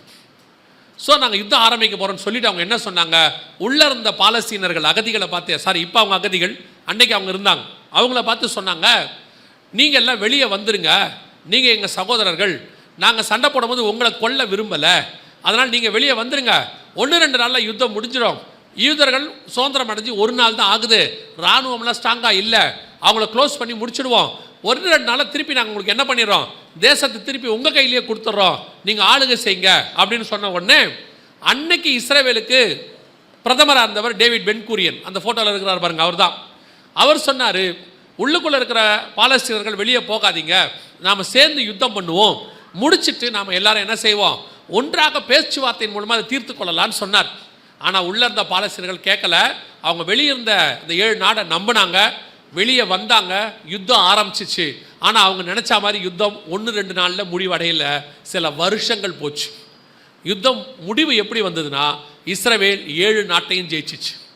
ஆனால் ஜெயிச்சதுக்கு காரணம் இஸ்ரவேல் அல்ல, அதான் ரொம்ப முக்கியம். ஏன்னா அது உருவாகி 1 நாள் தான் குழந்தை. அதுக்கு உதவி செய்தது கர்த்தர். ஏன்னா இஸ்ரவேலின் கர்த்தருக்கு ஒரு பேர் உண்டு, அவர் சேனைகளின் கர்த்தர். அவர் சேனைகளின் கர்த்தராக இருந்து இஸ்ரவேலை ஜெயம் பெறுவதற்கு, இது நான் ஏதோ ஒரு மெசேஜுக்காக சொல்லலை, கர்த்தர் உதவி செய்தார் அப்படிங்கிறதுக்கு நிறைய ஆதாரங்கள் அந்த யுத்தத்தில் கிடச்சிச்சு. அவங்க ஜெயிச்சாங்க. இந்த குழந்தையோட விளையாடுறவங்க வெளியே போய் விளையாடுங்க, ஒரு தப்பும் இல்லை. மெசேஜ் கேட்குறவங்க மட்டும் கேளுங்க, ஏன்னா பாவம் இல்லை, நெருக்கிட்டு உட்காந்துருக்காங்க. நீங்கள் வெளியே போயிட்டீங்கன்னா அவங்க அங்கே உட்காந்துப்பாங்க. கவனிங்க, அப்போது தேவனாகிய கர்த்தர் அவர்களுக்கு உதவி செய்தார். உதவி செய்து அவங்க ஜெயிச்சாங்கன்றதுக்கான ப்ரூஃப் எல்லாமே அங்கே அன்னைக்கே இருக்குது. அந்த காலகட்டத்திலே அது புத்தகமாகவே வந்திருக்குது, எப்படி தேவன் அவர்களுக்கு உதவி செய்தார்னு சொல்லி. ஸோ அந்த யுத்தத்துக்கு பேர் இந்த வார் ஆஃப் இண்டிபெண்டன்ஸ் அப்படின்னு சொல்லுவாங்க. அதாவது அவர்கள் விடுதலைக்காக போராடின யுத்தம். இந்த யுத்தம் தான் தேசம் அவர்கள் கைக்கு வந்துச்சு. இந்த யுத்தத்தில் தேசம் முழுவதுமாக இன்னும் கொஞ்சம் ஒரு பகுதி அவங்க கைக்கு வர ஆரம்பிச்சிச்சு. இது முதலாவது யுத்தம் 1948 மே மாதம் 14ஆம் தேதி நடந்து ஏறக்குறைய 2 வருஷத்துக்கு மேலே அந்த யுத்தம் போச்சு. 2-4 வருஷத்துக்கு மேலே போச்சு. அந்த யுத்தத்தின் முடிவில் இஸ்ரவேல் தன்னுடைய எல்லைகளை பெரிதாக்கி கொண்டது. 2வது யுத்தம் மிக முக்கியமான யுத்தம் அவங்களுக்குள்ள நடந்தது எப்போ அப்படின்னு கேட்டிங்கன்னா, 1967 அந்த யுத்தத்துக்கு பேர் 6 நாள் யுத்தம் அல்லது எருசலேமுக்கான யுத்தம் என்று பேர். ஏன் இந்த யுத்தத்தை பற்றி பார்க்குறோம் அப்படின்னு கேட்டிங்கன்னா, இதுக்கு நடுவில் நிறைய யுத்தங்கள் நடந்துச்சு. ஏன் இதை பற்றி பார்க்குறோம் அப்படின்னு கேட்டால், அது எருசலேமுக்கான யுத்தம். இஸ்ரவேலுக்கு தலைநகரம் எப்பவுமே எதுவாக தான் இருக்கணும், எருசலேமாக தான் இருக்கணும். ஆனால் 1948 அவங்க வரும்போது இஸ்ரவேலுக்கு தலைநகராக எருசலேம் இல்லை. இஸ்ரவேலுக்கு தலைநகராக டெல் அவிவ் அப்படின்னு ஒரு பட்டணம் தான் இருந்துச்சு. ஏன் தலைநகராக இல்லை அப்படின்னா, அதுக்கு 2 காரணம் இருக்குது. ஒன்று ஆவிக்குரிய காரணம், ஒன்று உலக பிரகாரமான காரணம். ஆவிக்குரிய காரணம் என்ன அப்படின்னு கேட்டிங்கன்னா, வாசிங்க மீகாவின் புஸ்தகம் 3ஆம் அதிகாரம் 12வது வசனத்தை வாசிங்க. மீகா 3:12 வாசிங்க. ஆகையால் உங்கள் நிமித்தம் சீயோன் வயல்வெளியைப் போல உளப்பட்டு, சீயோன் வயல்வெளியைப் போல உளப்பட்டு எருசலேம் மண்மேடுகளாய் போகும். எருசலேம் மண்மேடுகளாகி போகும். ஏன் எருசலேம் மண்மேடுகளாகி போகும்? எருசலேம் மண்மேடாகிறதுக்கு என்ன காரணம்? இந்த மீகா யாருன்னு கேட்டிங்கன்னா, எரேமியா காலத்தில் வாழ்ந்ததான ஒரு தீர்க்கதரிசி. எரேமியா 26 இதே தீர்க்க தரிசனத்தை மீகா உரைத்தார்னு எரேமியா சொல்லியிருப்பாருங்க. அவங்க காலகட்டத்தில் வாழ்ந்தவங்க. ஸோ எருசலேம் மண்மேடாகி போகிறதுக்கு என்ன காரணங்கிறத மீகாலையும் வாசிக்கலாம், எரேமியாலையும் நீங்கள் வாசிக்கலாம். வாசிக்கும் போது பார்த்தீங்கன்னா, எருசலேம் தேவனுக்கு விரோதமான பட்டணமாய் மாறிடுச்சு. எருசலேம் முழுக்க விக்கிரக ஆராதனை. ஒவ்வொரு மரத்துக்கு கீழேயும் விக்கிரகமாக, ஒவ்வொரு மலைக்கு மேலேயும் விக்கிரகம். எகிப்தியருடைய விக்கிரகம், அப்புறம் கானானியருடைய விக்கிரகம், எல்லாத்தையும் அவங்க கும்பிட ஆரம்பித்தாங்க. இது கர்த்தருக்கு அருவருப்புன்னு வேதம் சொல்லுது. அதனுடைய விளைவு எருசலேமை கர்த்தர் கைவிட்டார். நல்லா தெரிஞ்சுக்கொள்ளுங்க, தேவன் அருவருக்கிற காரியத்தை ஒரு பட்டணம் செய்யும் போது அந்த பட்டணத்தை கர்த்தர் என்ன செய்வார்? கைவிடுவார். பல நேரத்தில் ஆண்டவர் கண்டும் காணாதவரை போல இருக்கிறாரு அப்படின்னு நீங்கள் நினைக்கிறீங்க. சில நேரத்தில் இப்போது ஆர்கியூ பண்ணுறவங்களாம் சொல்லுவாங்க, அந்த பட்டணம் அப்படி இருக்குது, அந்த தேசம் இப்படி இருக்குது. சில ஆட்கள் பாருங்கள், தேவனுக்கு விரோதமானவங்க நல்லா தெரியும், தேவ பிள்ளைகளுக்கு விரோதமாக அவங்க சட்டங்களை ஏற்றுவாங்கன்னு தெரியும். எத்தனையோ நாடுகள் அப்படி இருக்கு. இப்போது ரிச்சர்ட் உம்ரான் ஐயா காலத்தெல்லாம் நீங்கள் பார்த்துருப்பீங்க, அல்லது பவுல் காலத்தில் பார்த்துருப்பீங்க. தேவ பிள்ளைகளுக்கு விரோதமாக, சபைக்கு விரோதமாக கவர்மெண்ட்டுகள் எழும்பிக்கிட்டே இருக்கும். ஆனால் அந்த கவர்மெண்ட் எல்லாம் பார்த்தீங்கன்னா 10 வருஷம் 20 வருஷம் 30 வருஷம்னு இருக்கும். நமக்கு என்ன ஆசையாக இருக்கும்? அந்த கவர்மெண்ட்டு உடனே போயிடணும், அந்த கவர்மெண்ட் உடனே போயிடணும். நம்மளும் ஜாப் பண்ணுறோம். ஜாப் பண்ண அந்த கவர்மெண்ட் போதா? பல நேரத்தில் என்ன செய்யல, அந்த கவர்மெண்ட்டு போக மாட்டேங்குது. நம்மால் தீர்க்க தரிசனம் வேறு உரைச்சி பார்க்குறாங்க, இதோட முடிஞ்சிடும்னு. போக மாட்டேங்குது. ஏன் போக மாட்டேங்குது அப்படின்னு கேட்டால், நமக்கு விரோதமாய் அவர்கள் எழும்பினார்கள் என்பது மாத்திரம் ஒரே காரணமாய் கர்த்தர் பார்க்கல. கர்த்தர் என்ன பார்க்குறாருன்னா, அவன் நமக்கு விரோதமாக எழும்பினது ஒரு காரணம், அதே நேரத்தில் அவனுடைய பாவம் நிறைவாக வேண்டும் என்று கர்த்தர் விரும்புகிறார். ஆபிரகாம்கிட்ட சொல்லும்போது சொல்லுவார், 400 வருஷம் கழித்து உன் சந்ததியார் இங்கே திரும்பி வருவாங்க. அதுக்கு ஒரு காரணம் என்னென்னா, எமோரியரின் பாவம் இன்னும் நிறைவாகவில்லை. அவங்களுடைய பாவத்துக்கு உச்சத்துக்கு போகிற வரைக்கும் விட்டுருவார் ஆண்டவர். நேபுகாத் நேச்சார் வந்து தேவாலயத்தை இடிச்சு கிடிச்சு எல்லா வேலையும் பண்ணான். அப்படியே கர்த்தர் பார்த்துக்கிட்டே இருந்தார். இவங்களும் ஜாம் பண்ணி அழுகுறாங்க, தானியலும் அழுகுறாரு, எல்லாரும் அழுகுறாங்க. ஆனால் ஒன்றும் முடிவு வரல. கடைசியாக தானியேல் கணக்கு பார்க்குறாரு, 70 வருஷம்னு போட்டிருக்குது. அப்போ 70 வருஷத்துக்கு அப்படியே தான் இருக்கும். ஆண்டவர் 70 வருஷம் டைம் கொடுத்துருந்தார் நேபுகாத்நேச்சாருக்கு. எதுக்கு தெரியுமா? அவன் பாவம் நிறைவாவதற்கு. சில நேரத்தில் கத்தர் அப்படி தான் விட்டு வைப்பார், நிறைவாகிறதுக்கு கத்தர் விட்டு வைப்பார். நாம் எதிர்பார்க்கக்கூடாது உடனே தேசத்தை அழிக்கணும், உடனே அப்படி செய்யணும், உடனே அந்த ஆட்சியை கவிழ்த்து போடணும், உடனே அவங்களுக்கு விரோதமாக எழும்பணும். அப்படி தான் எல்லாம் நினச்சாங்க. நேபுகாத்நேச்சாருக்கு விரோதமாக ஜெபம் பண்ணாங்க, ரோம சாம்ராஜ்யத்துக்கு விரோதமாக ஜெபம் பண்ணாங்க. பார்த்தீங்கன்னா ஆட்சிப்பாடு நடந்துக்கிட்டே இருந்துச்சு. டயக்லேஷன் காலத்துலலாம் ஒன்றும் நடக்கலை. ஏன் நடக்கலை? அதான் உண்மை, அவ்வளோதான். அவன் பாவம் நிறைவாகிற வரைக்கும் கத்தர் அவனை விட்டு வைப்பார். நம்முடைய காலங்கள் கர்த்தருடைய காலங்கள் அல்ல. அவர்கிட்ட ஒரு கணக்கு இருக்கு, அந்த கணக்கு வரைக்கும் விட்டு வைப்பார். அப்படித்தான் நேபுகாத்நேச்சாரையும் விட்டு வச்சார், அப்படித்தான் எமோரியரையும் விட்டு வச்சார், அப்படித்தான் ரோமர்களையும் விட்டு வச்சார், அப்படியே தான் இஸ்ரவேலையும் விட்டு வச்சார். எருசலேமையும் விக்கிரகாராதனை சாலமோன் காலத்துலேருந்து நடக்குது பயங்கரமாக. கர்த்தர் பார்த்துக்கிட்டே இருக்கிறார். எப்போ வரைக்கும்? மனாசே காலம் வரைக்கும் பார்க்குறாரு. அப்படியே மாறி மாறி நடந்துக்கிட்டே இருக்கு. சிதேக்கியா காலத்தில் ஆண்டவர் சொல்கிறாரு, தேசம் போயிடுன்னாரு. அவ்வளோதான், மண்மேடாக்கி போயிடுச்சு. கர்த்தர் உன்னுடைய கணக்கை வச்சுக்கிட்டே இருக்காரு. நீ பாவம் செய்ய செய்ய ஆண்டவர் தண்டனை கொடுக்கல, அமைதியாக இருக்கிறான்னு நினைக்காத. உனக்கு அந்த பொறுமையை கர்த்தர் நீங்கள் கிருபையாக நினைக்கணும். ஆண்டவர் ஒரு வாய்ப்பு கொடுத்துக்கிட்டே இருக்கிறாரு. ஆனால் நீங்கள் அந்த வாய்ப்பை தப்பாக பயன்படுத்தி அந்த பாவத்தை தொடர்ந்து செஞ்சுக்கிட்டே இருந்தீங்கன்னா அந்த பாவம் நிறைவாகும் போது கர்த்தர் அதுக்கான நியாய தீர்ப்பை கொண்டு வருவார். You must be very careful in that. ஆண்டவர் நீங்கள் பாவம் செய்யும் போது சும்மா இருக்கிறான்னு நினச்சிக்காதீங்க. நிறைய செய்யும் போது யாருக்கும் காட்டி கொடுக்காம இருக்கிறாரு, யாருக்கும் தெரியும். சிலராக சொல்லுவாங்க, யாருக்கும் தெரியாமல் 10 வருஷமாக மெயின்டைன் பண்ணுறேன். உனக்கு 10 வருஷம் காலத்துக்கு கத்தர் கொடுத்துருக்கிறான்னு அர்த்தம். காட்டி கொடுக்கணும்னு நினச்சாருன்னா காட்டி கொடுத்துருவாரு, ஒழிக்கணும்னு நினச்சான்னா கத்தர் ஒழிச்சிருவாரு. உனக்கு பொறுமையாக கத்தர் பேசிக்கிட்டு இருக்கிறாரு, மனம் திரும்பு மனம் திரும்புன்னு. சும்மா நீ ஏதோ ஆண்டவருக்கே தண்ணி காட்டுற மாதிரி பேசுவாங்க இவங்க. ஆண்டவருக்கே தெரியாமல் பாவம் செய்கிறாங்களாமா. கத்தர் சொல்வார், உன்னை ஒரு நாள் இருக்கு மகனேம்பார், அதுக்குள்ளே மனம் திரும்பிட்டா உனக்கு நல்லதும்பார். அப்படி தான் இஸ்ரவேலை விட்டு வச்சார், எருசலேமை அப்படியே பார்த்தாரு. ஒரு நாள் சிதேக்கியா காலத்தில் மொத்தத்தையும் மண்மேடாக்கி போட்டார். அன்றைக்கி எருசலேமுடைய நிலைமை இதுதான் சொல்கிறாங்க.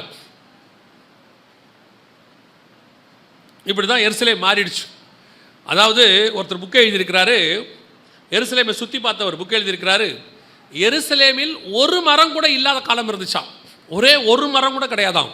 முழுக்க பாலைவனமாக இருந்துச்சாம். அந்த மலைகள் அத்தனையும் மொட்டையடிக்கப்பட்டிருந்துச்சாம். எல்லாத்தையும் க்ளோஸ் பண்ணிட்டாங்க. கர்த்தர் தேசத்தை இப்பவும் சொல்கிறேன், கர்த்தர் தேசத்தை கைவிட்டாரு, கதை முடிஞ்சு. தேசம் பாதுகாப்பாக இருக்கிறது கர்த்தர் கரத்தில் தான் இருக்கு. கர்த்தர் தேசத்தை பாதுகாப்பாக வைக்கிறது நம்மகிட்ட இருக்கு. நாம் எப்படி அவருக்கு உண்மையாக இருக்கிறோமோ அந்த அளவுக்கு அவர் நமக்கு உண்மையாக இருப்பார். நாம் அக்கிரமம் மிகுதி ஆகிட்டே இருந்துச்சு, உணர்த்திக்கிட்டே இருப்பார். ஒரு நாள் யாருக்கிட்டையாவது பிடிச்சி கொடுத்துருவார். அதான் நடக்கும். நாம் செய்யறதுக்கெல்லாம் அவர் உடனே தண்டனை கொடுக்கலன்னு ரொம்ப ஆடிடப்படாது. இன்றைக்கி இந்த கடைசி காலத்தில் நிறைய ஊழியக்காரங்க அப்படி தான் ரொம்ப ஆடிக்கிட்டு இருக்கிறாங்க. ஏன்னா ஆட்டத்துக்கு உடனே என்ன வரல, பழைய ஏற்பாடு மாதிரி அக்கினி இறங்கி பட்சித்தது, உடனே பொன் கண்ணுக்குட்டியே உடனே அந்த இடத்துல ஒரு வாதை வந்தது, அதெல்லாம் இப்போ வர்றதில்ல. அதனால் இவங்க என்ன நினச்சிக்கிட்டாங்க, ஓ நம்ம செய்யறதெல்லாம் சரி போல அப்படின்னு நினச்சிக்கிட்டாங்க. இல்லை, கர்த்தர் உனக்கு டைம் கொடுக்குறார், சரி பண்ணிக்கிட்டா நல்லது, இல்லைனா ஒரு நாள் மண்மேடாக்கி போடுவார். அதையும் கர்த்தர் அது கூட உன் நன்மைக்கு தான் செய்வார்.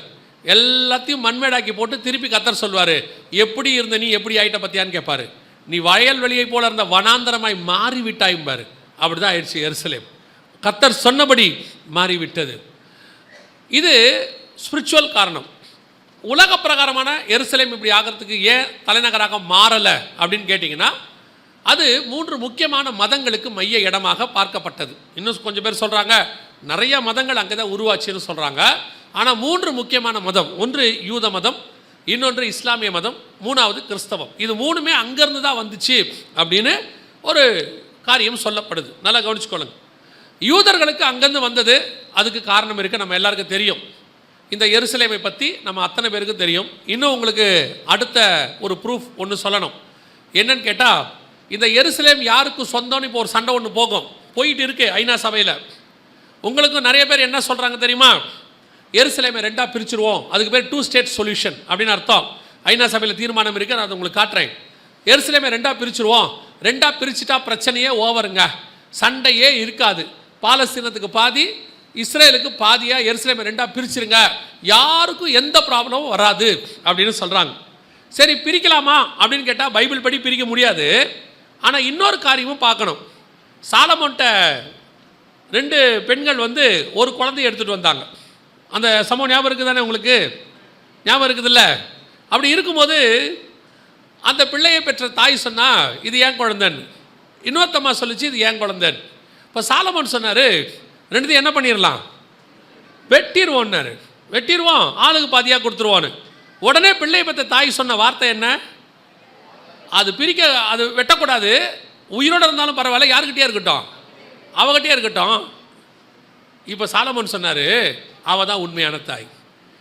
எவன் தன்னுடையதை வெட்டினாலும் பரவாயில்ல நினைக்கிறானோ அவன் அதுக்கு உரியவனாக இருக்க மாட்டான். எவன் எக்காரணம் கொண்டு வெட்டக்கூடாது என்று சொல்லுகிறானோ அவனே அதற்கு தாயாகவும் தகப்பனாகவும் இருப்பான். எருசலேமிலும் இதான் நடக்குது. அதை எக்காலத்திலும் பிரிக்கக்கூடாதுன்னு யூதர்கள் சொல்கிறாங்க. இவங்க சொல்கிறாங்க பரவாயில்ல, பாதி கிடச்சா கூட பரவாயில்ல, பாதி கொடுத்துருங்க, பாதி அவங்ககிட்ட இருக்கட்டும்ன்றாங்க. அதோட அர்த்தம் என்ன, பாதியாவது எங்களுக்கு வந்தாலும் பரவாயில்லன்னு அவங்க சொல்கிறாங்க. ஆனால் முழு எருசலேமும் எங்களுக்கு வேணும்னு யூதர்கள் சொல்கிறாங்க. ஆனால் உண்மையிலே எருசலேம் யாருக்குரியது? வாங்க 14ஆம் அதிகாரம் ஆதியாகமத்தின் புஸ்தகம் 18வது வசனத்தை வாசி. அன்றியும் உன்னதமான தேவனுடைய ஆசாரியனா இருந்த சாலேமின் ராஜாவாகிய மெல்கிசேதேக்கு. சாலேமின் ராஜாவாகிய மெல்கிசேதேக். சாலேமின் ராஜா அப்படின்னா, சாலேம் என்பது ஒரு நாடு அல்லது ஒரு ஊர் அல்லது ஒரு பட்டணம், அதோடைய ராஜாவாகிய மெல்கிசேதேக்கு அப்படின்னு இருக்கு. அப்போ இந்த சாலேம் என்பது எங்கே இருக்குது, எது அப்படின்னு கேட்டிங்கன்னா வேறு எதுவும் இல்லை, அதான் எருசலேம். சாலேம்னா சமாதானம்னு அர்த்தம், எருசலேம்னா சமாதானத்தின் நகரம்னு அர்த்தம். அன்னைக்கே அந்த ராஜா வந்து யாரோட உடன்படிக்கை பண்ணிட்டாரு, யாரோட உடன்படிக்கை பண்ணிட்டாரு, ஆபிரகாமோட பண்ணிட்டார். சரி, இதெல்லாம் ஸ்பிரிச்சுவலுங்க. உலக பிரகாரமாக லேண்டை பற்றி பேசுங்க அப்படின்றீங்கன்னா 15ஆம் அதிகாரம் ஆதியாகமத்தின் புஸ்தகம் 15ஆம் அதிகாரம் ஆதியாகமத்தின் புஸ்தகம் கடைசி வசனம் வாசிங்க. எமோரியரும் கானானியரும் கிர்காசியரும் எபூசியரும் என்பவர்கள் இருக்கிறதுமான இந்த தேசத்தை உன் சந்ததிக்கு கொடுத்தேன். யாருக்கு உன் சந்ததிக்கு கொடுத்தேன் ஆண்டவர் ஆபிரகாம்கிட்ட சொல்லிட்டாரு. சரி, அதில் எருசலேம் எங்கேயாவது இருக்குதா? இருக்கா? இல்லை. ஆனால் எபூஸ்னு ஒன்று இருக்குல்ல, இருக்கு இல்லையா? நியாயாதிபதிகளின் புஸ்தகம் 19ஆம் அதிகாரம் 10வது வசனத்தை வாசிங்க. நியாயாதிபதிகள் 19:10 வாசிங்க. அந்த மனுஷனோ ராத்திரிக்கு இருக்க மனதில்லாமல் 2 கழுதைகள் மேலும் சேணம் வைத்து தன் மறுமனையாட்டியை கூட்டிக் கொண்டு எழுந்து புறப்பட்டு எருசலேம் ஆகிய எபூசுக்கு நேராக வந்தான். எபூசுனா என்ன அர்த்தம்? எருசலேம்னு அர்த்தம். எருசலேமுக்கு இன்னொரு பேர் தான் என்னது? எபூசு. அப்போ இந்த ஆபிரகாம்கிட்ட கொடுக்கும்போது எந்தெந்த இடத்த சேர்த்து கொடுக்கும்போது ஒரு இடத்துல இன்னொரு பேர் இருக்குது, அது என்னது? எருசலேமையும் கர்த்தர் என்னைக்கு கொடுத்துட்டாரு? அன்னைக்கே ஆபிரகாமுக்கிட்ட கொடுத்துட்டார். அந்த எருசலேம் ஆகிய எபூசுவில் தான் தாவீது 40 வருஷம் அரசாண்டார். அதற்கு பிறகு சாலமோன் 40 வருஷம், ரெகேபயாம் அவருடைய சந்ததிகள் எல்லாம் அரசாண்டுக்கிட்டே வந்தாங்க. அவங்களுக்கு யூதா தலைநகராக இருந்தது, சமாரியா தலைநகரம். இப்படி 2ஆக பிரிஞ்சிச்சு. அவங்க 10 கோத்திரம் 2 கோத்திரம் பிரிஞ்சாங்க. அதில் ஒரு கோத்திரத்துக்கு எருசலேம் தலைநகராக இருந்துச்சு, இன்னொரு கோத்திரத்துக்கு சமாரியா தலைநகராக இருந்துச்சு. இது பைபிளில் இருக்குது. சரி, இதெல்லாம் பைபிள் கணக்கு, நாங்கள் ஒத்துக்க மாட்டோம், அவங்க இது வந்து அவங்களது இல்லை அப்படின்னு அவங்க சொல்கிறாங்க. கவனிங்க, இப்போ 1967 மிக முக்கியமான யுத்தம். இதுக்கு பேர் 6 நாள் யுத்தம்னு பேர். இங்கே இருக்குது பாருங்கள், இதுக்கு பேர் 6 நாள் யுத்தம். இந்த யுத்தத்தில் 6 நாளில் எருசலேம் இஸ்ரவேல் வசம் வந்துச்சு. இது நடைபெற்றது 1967 ஜூன் மாதம் 5ஆம் தேதி ஆரம்பிச்சிச்சு. இதில் நல்லா கவனிச்சு பாருங்கள், இப்போ தான் அஃபீஷியலாக யூதர்கள் உள்ளே நுழையிறாங்க. ஏறக்குறைய 1900 வருஷம் கழிச்சு கிபி 70 தங்கள் சுய தேசத்தை விட்டு வெளியே போனாங்க, எருசலேமை விட்டு வெளியே போனாங்க, தேவாலயம் இடிக்கப்பட்டது, திருப்பி உள்ளே நுழையிறாங்க. இதான் கர்த்தர் சொன்ன வாக்கு தத்தத்தின் நிறைவேறுதல். அங்கே இருக்குது பாருங்கள், இதான் அவங்க உள்ளே நுழைஞ்சது. சரி, இருக்கட்டும், கவனி. இவங்க திரும்பி வருவாங்கன்னு சொல்லி ஆண்டவர் ஏற்கனவே வாக்கு பண்ணிட்டார். அவர் தான் மண்மேடாக்கி போடுவேன்னு சொன்னார், அவரே தான் வாக்கு பண்ணார். சகரியாவின் புஸ்தகம் 12ஆம் அதிகாரம் 6வது வசனம். எல்லாருமே அந்த சகரியா புஸ்தகம் 12ஆம் அதிகாரத்தை எடுத்து 1 முதல் 6 வசனத்தை மார்க் பண்ணி வச்சுக்கோங்க. அது 2018 2024 நடக்கிற சம்பவம் அதில் இருக்குது. தீர்க்க தரிசனம் உரைக்கப்பட்டது. சகரியா 12 1 முதல் 6. அதில் சகரியா 12 6 வாசிங்க. அந்நாளிலே யூதாவின் தலைவரை விறகுகளுக்குள்ளே எரிகிற அக்கினி அடுப்புக்கும் வைக்கோல் கட்டுகளுக்குள்ளே எரிகிற தீவட்டிக்கும் ஒப்பாக்குவேன். அவர்கள் வலதுபுறமும் இடதுபுறமுமாக புறப்பட்டு சுற்றிலும் இருக்கிற எல்லா ஜனங்களையும் பட்சிப்பார்கள். எருசலேம் திரும்பவும் தன் ஸ்தானமாகிய எருசலேமிலே குடியேற்றப்பட்டிருக்கும். எருசலேமை திருப்பி கொண்டு என்ன பண்ணிடுவேன்? குடியேற்றிடுவேன்னு கர்த்தர் சொன்னார். சொன்னபடி செஞ்சாச்சு. எருசலேம் குடியேற்றப்பட்டாச்சு. இப்போ நீங்கள் பார்க்குறது எருசலேம் இரவிலே அவர்கள் வாசம் பண்ணுறாங்க. லைட்டெல்லாம் எரியுதா அப்படின்னா குடியேறிட்டாங்கன்னு அர்த்தம். கர்த்தர் சொன்னபடி 1900 வருஷம் கழிச்சு எருசலேம் அவர்கள் வசம் வந்து விட்டது. அவர்கள் குடியேறியாச்சு. இப்போ நாம் என்ன சொல்ல வரோம்? எருசலேம் கர்த்தர் சொன்னபடி வந்தாச்சு. ஆனால் அந்த இடத்துல ஒரு வார்த்தையை ஆண்டவர் சொல்கிறாரு, எருசலேம் திரும்பவும் தன் ஸ்தானமாகிய எருசலேமிலே குடியேற்றப்பட்டிருக்கும் அப்படின்னு சொன்னார். இப்போது 6 நாள் யுத்தத்தில் அது அவங்கக்கிட்ட வந்துருச்சு. சகரியா 12:6 நிறைவேறிடுச்சு. ஆனால் அதில் திரும்பவும் தன் ஸ்தானமாகிய எருசலேம்லேன்னு இருக்குது பார்த்தீங்களா? அதோட அர்த்தம் என்னென்னா, எருசலேமுக்கு ஒரு ஸ்தானம் உண்டு. என்ன ஸ்தானம்னு கேட்டிங்கன்னா, அது மகாராஜாவின் நகரம், அது இஸ்ரவேலுக்கு தலைநகரம். எப்போவுமே அதுதான் இஸ்ரவேலுக்கு என்னவா இருக்குது? தலைநகராக இருக்கு. ஸோ இஸ்ரவேலுக்கு அது தலைநகராக மாறணும். நான் ஏற்கனவே சொன்னேன், 1948 அது தலைநகராக மாறவே இல்லை. 1967 அது தலைநகராக மாறவே இல்லை. ஏன்னா தெல் அவீவ் அப்படின்னு ஒரு பட்டணம் இருந்துச்சு. கர்த்தருடைய நேரம் டைம் வரல. கர்த்தர் சொன்ன நாள் வருஷம் வந்தால் தான் தலைநகரம் மாறும். கர்த்தர் சொன்னபடி துல்லியமாக அந்த நேரம் வந்துச்சு. சரியாக இஸ்ரவேல் தேசம் உருவாகி 70வது வருஷம், கரெக்டாக எருசலேம் அவங்க கைக்கு வந்து 50வது வருஷம், கர்த்தர் சொன்னபடி திரும்பவும் அதே ஸ்தானத்துக்கு எருசலேம் குடியேற்றப்பட்டு விட்டது. எருசலேம் இஸ்ரவேலுடைய தலைநகராக மாறிவிட்டது. கர்த்தர் சொன்ன தீர்க்க தரிசனம் துல்லியமாக நடந்துடுச்சு. ஆண்டவர் சொன்னபடி இந்த நூற்றாண்டில் நான் சொல்கிறேன், இந்த 2000 வருஷத்தில் எத்தனையோ தீர்க்க தரிசனங்கள் துல்லியமாக நிறைவேறி இருக்குது. அதில் நம்ம காலத்தில் நம்ம கண்ணுக்கு முன்னாடி நிறைவேறின மிகப்பெரிய தீர்க்க தரிசனத்தின் ஒன்று எருசலேம் இஸ்ரவேலுக்கு தலைநகராக மாறியது. அல்லேலூயா. நம்ம சொல்கிறோம்ல, இதெல்லாம் நடக்குமா நடக்காதா? நல்லா கவனிங்க. கிட்டத்தட்ட இஸ்ரவேல் விடுதலையாகி 70 வருஷம் ஆச்சு. ஆனால் எருசலேமை தலைநகராக மாற்றவே அவங்களால முடியலை. அவங்கக்கிட்ட எருசலேம் வந்து 50 வருஷம் ஆச்சு. அவங்களால தலைநகராக மாற்றவும் முடியலை. அவ்வளோ தூரம் உலக நாடுகள் ப்ரெஷர். அந்த 12ஆம் அதிகாரம் 3-4 வசனங்கள் வாசிங்க. சகரியா 12:3-4. அந்நாளிலே நான் எருசலேமை சகல ஜனங்களுக்கும் பாரமான கல்லாக்குவேன். நல்லா கவனிங்க. எருசலேமை தலைநகரா மாத்தணும்னு சொன்னா உலகமே ஒண்ணு கூடிடும். கூடாதுன்னு சொல்லிடும். கூடாது, நோ சான்ஸ் அப்படின்றவாங்க. ஆனா கர்த்தர் என்ன சொல்றாரு? வாசிங்க தொடர்ந்து. அதை கிளப்புகிற யாவரும் சிதைக்கப்படுவார்கள். பூமியில் உள்ள ஜாதிகள் எல்லாம் அதற்கு விரோதமாய் கூடிக்கொள்வார்கள். என்னாச்சு தெரியுமா? 2018 திடீர்னு ஆண்டவர் அமெரிக்காவுக்கு ஜனாதிபதியாக ட்ரம்ப்பை கூட்டிகிட்டு வந்தார். ட்ரம்ப் ஜனாதிபதி ஆகிறதுக்கு வாய்ப்பே இல்லாத ஒரு மனுஷன். ஏன்னா அவர் ஒரு பிஸ்னஸ் மேன். அவர் ஏற்று நின்றவங்களாம் பொலிட்டிஷியன். அவங்க எல்லாருக்கும் பயங்கர எக்ஸ்பீரியன்ஸ். இவருக்கு எந்த எக்ஸ்பீரியன்ஸுமே கிடையாது. இவர் வந்து நிற்கிறார். எல்லாரும் இவர் தோற்றுருவாருன்னு சொன்னாங்க. பார்த்தா ஜெயிச்சிட்டாரு. இவர் ஏன் ஜெயிச்சாரு, எப்படி ஜெயிச்சாருன்னு யாருக்குமே தெரில. ஆனால் ஜெயிச்சிட்டார். ஜெயித்த உடனே ட்ரம்ப் பண்ண முதல் வேலை என்ன தெரியுமா? 2018 அவர் என்ன 17 ஜெயிச்சார் நவம்பரில். 2020 தான் அவர் ஜனாதிபதியாக பதவி ஏற்றார் ஜனவரி மாதம். அந்த ஆகஸ்ட் மாதத்துக்குள்ளே அவர் என்ன பண்ணிட்டார்? பிப்ரவரி மாதத்துலேயே எருசலேமை தலைநகராக அனௌன்ஸ் பண்ணிட்டார். கர்த்தர் சொன்னபடி ஒரு மனுஷனை எழுப்பினார்.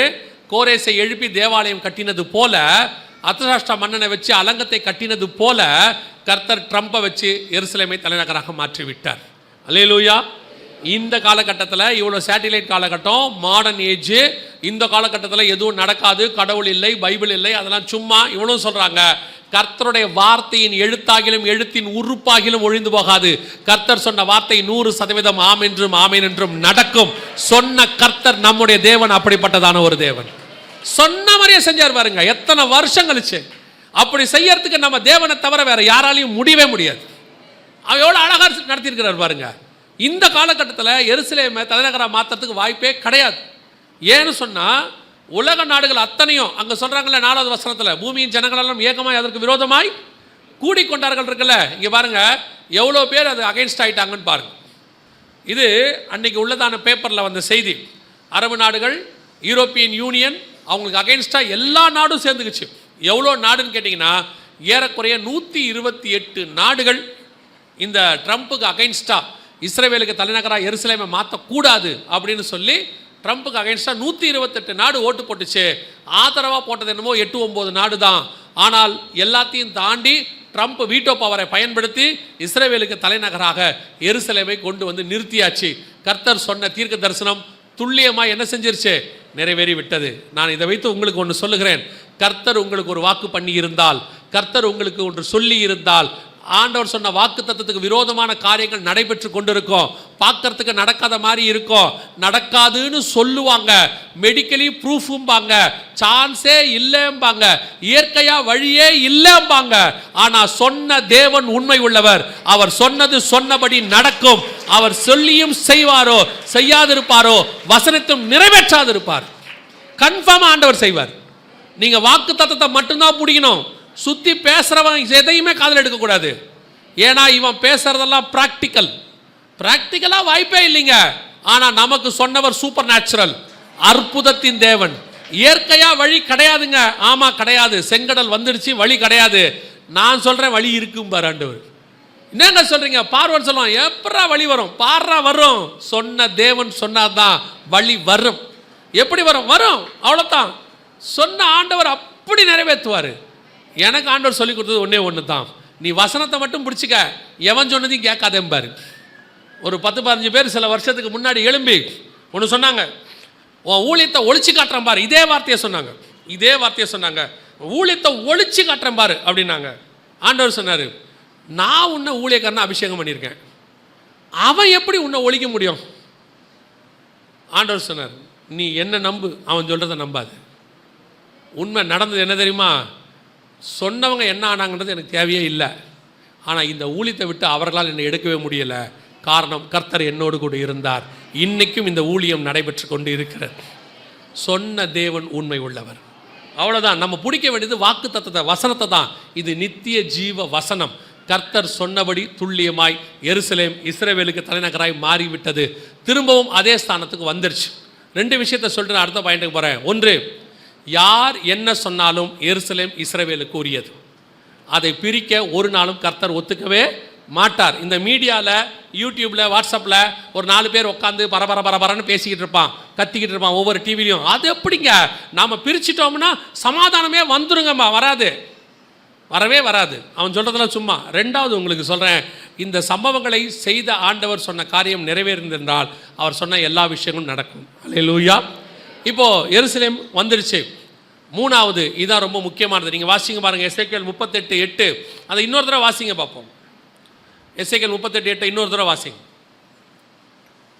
அநேக நாட்களுக்கு பிற்பாடு, அதில் ஒரு முக்கியமான வார்த்தை இருக்குது, நல்லா கவனிங்க, வாசிங்க. அநேக நாட்களுக்கு பிற்பாடு நீ விசாரிக்கப்படுவாய், பட்டயத்துக்கு நீங்களாகி பற்பல ஜனங்களிலிருந்து சேர்த்து கொள்ளப்பட்டு வந்தவர்களின் தேசத்தில் கடைசி வருஷங்களிலே வருவாய். நெடுநாள் பாழாய் கிடந்து பிற்பாடு ஜாதிகளிலிருந்து கொண்டு வரப்பட்டவர்கள் எல்லாரும் சுகத்தோட குடியிருக்கும் இஸ்ரவேலின் மலைகளுக்கு விரோதமாய் வருவாய். எதுக்கு விரோதமாய் வருவாய்? பர்டிகுலரா எதுக்கு விரோதமாய்? மலைகளுக்கு விரோதமாய். இந்த யுத்தம் தான் மிக முக்கியமான 3வது யுத்தம். போன வருஷம் அக்டோபர் மாதம் ஆரம்பிச்சிச்சு. அந்த யுத்தத்துக்கு பேர் அல்-அக்ஸா ஃப்ளட் அப்படின்னு பேர். இந்த யுத்தம் தான் ஏறக்குறைய 1 வருஷமாக, இந்த அக்டோபர் வந்தால் 1 வருஷம், கிட்டத்தட்ட 10 மாதம்னு வச்சுக்கோங்களேன். ஜூலை முடிய போது, ஆகஸ்ட், செப்டம்பர், அக்டோபர் வந்தால் 1 வருஷம். கிட்டத்தட்ட 1 வருஷமாக 10 மாதமாக இந்த யுத்தம் நடக்குது. இந்த யுத்தம் எதுக்காக நடக்குது, எந்த இடத்துக்காக நடக்குது அப்படின்னு கேட்டிங்கன்னா கவனிங்க, இந்த இடத்துக்காக தான் அது நடக்குது. இந்த இடத்துக்கு பேர் டெம்பிள் மவுண்ட். டெம்பிள் மவுண்ட் அப்படின்னா என்னங்க, இங்கே என்னங்க இருக்குது, இந்த இடத்துக்கு ஏன் இப்படி சண்டை போடுறாங்க? எருசலேமில் இல்லை, எருசலேமில் இந்த இடத்துக்கு தான் இப்போ சண்டை ஆரம்பிச்சிருக்கு. எருசலேமுக்கு சண்டை போடல. இப்போ எதுக்கு போடுறாங்க? எருசலேமில் இருக்கிற இந்த இடத்துக்கு அல்-அக்ஸா ஃப்ளட். இந்த சும்மா இந்த வீடியோவில் பாருங்கள், அது என்ன கீழே என்ன போட்டிருக்கு பார்த்தீங்களா? என்ன போட்டிருக்குது? Operation Al-Aqsa flood. பர்டிகுலராக இந்த இடத்துக்காக தான் சண்டை நடக்குது.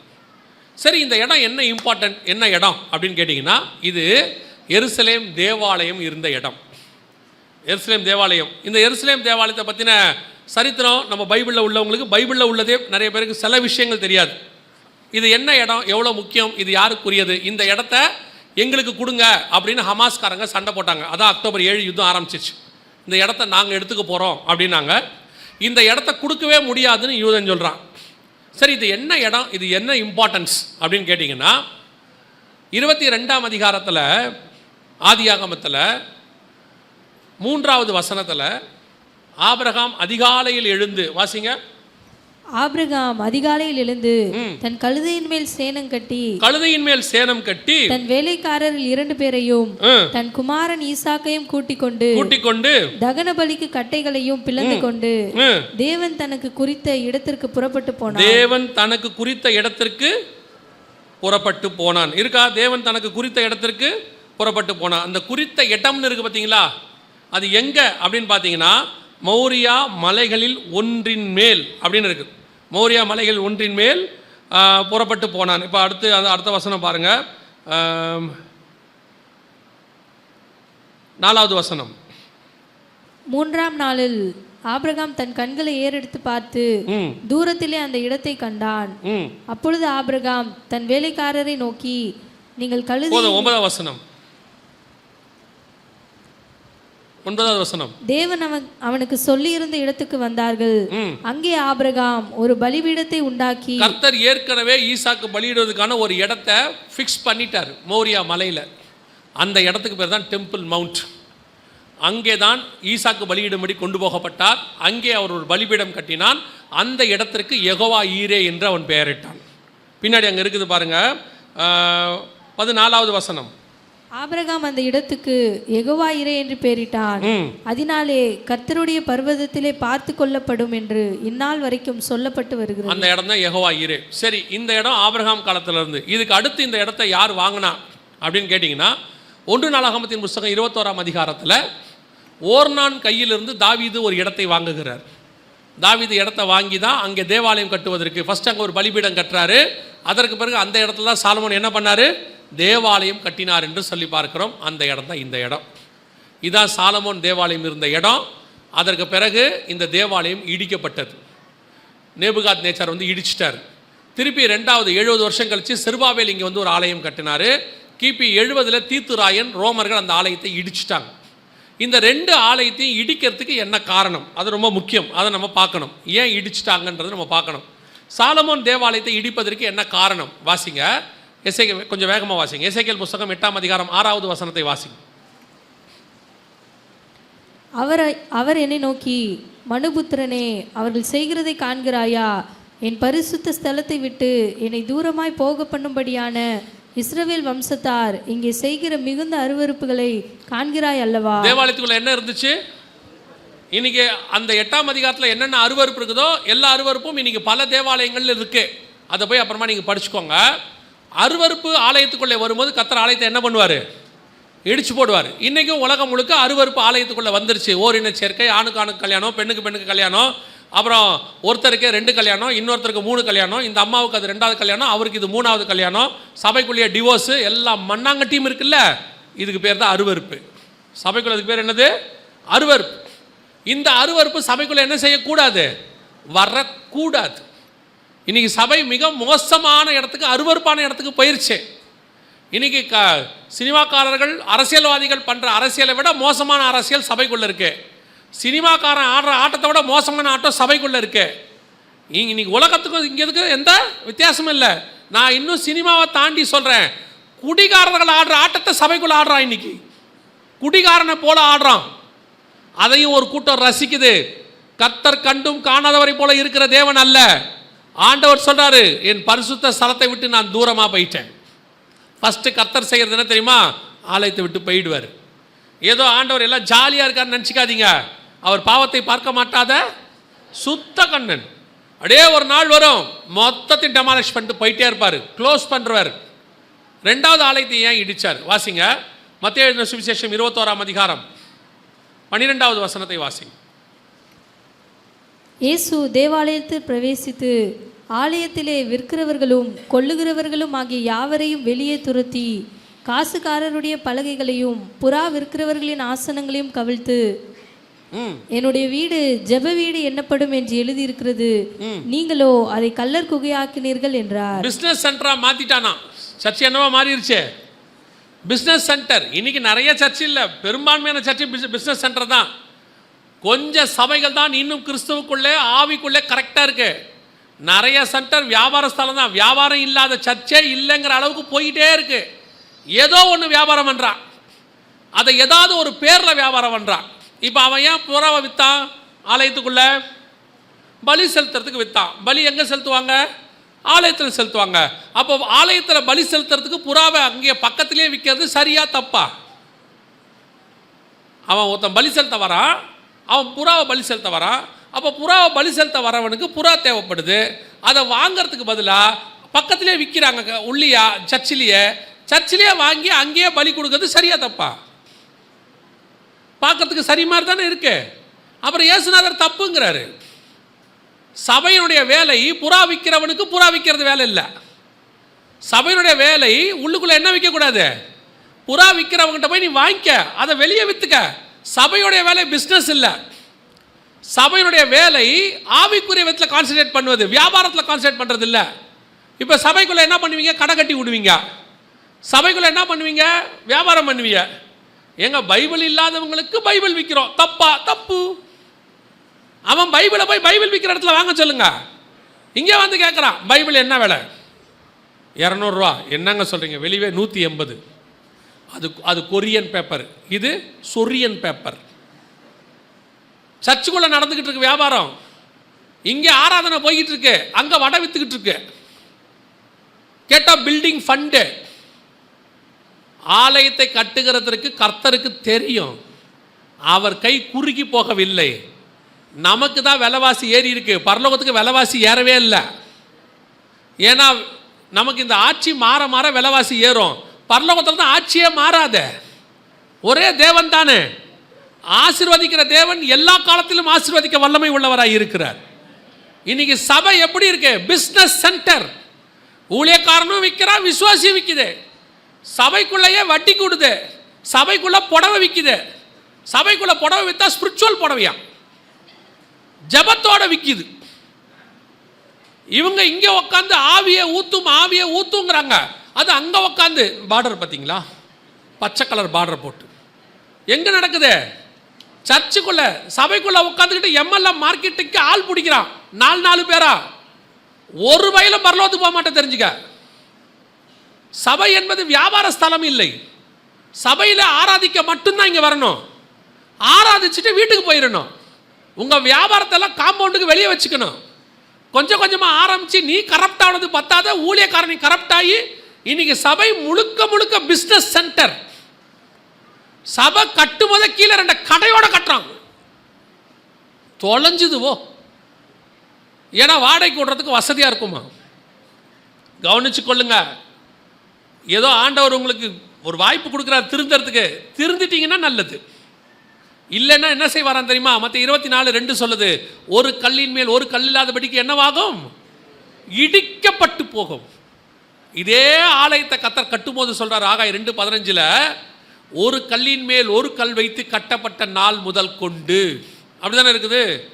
ஆகாய் 2:15 வாசிங்க. இப்போதும் கர்த்தருடைய ஆலயத்தை கட்டும்படி ஒரு கல்லின் மேல் ஒரு கல் வைக்கப்பட்டது முதல். அந்த ஆலயத்தை எப்படி கட்டினாரு? ஒரு கல்லின் மேல் ஒரு கல் வைத்து கட்டினாரு. அதே தேவன் தான் மத்திய 24:2 சொல்றாரு, ஒரு கல்லின் மேல் ஒரு கல் இல்லாதபடிக்கு இடிக்கப்பட்டு போகும்.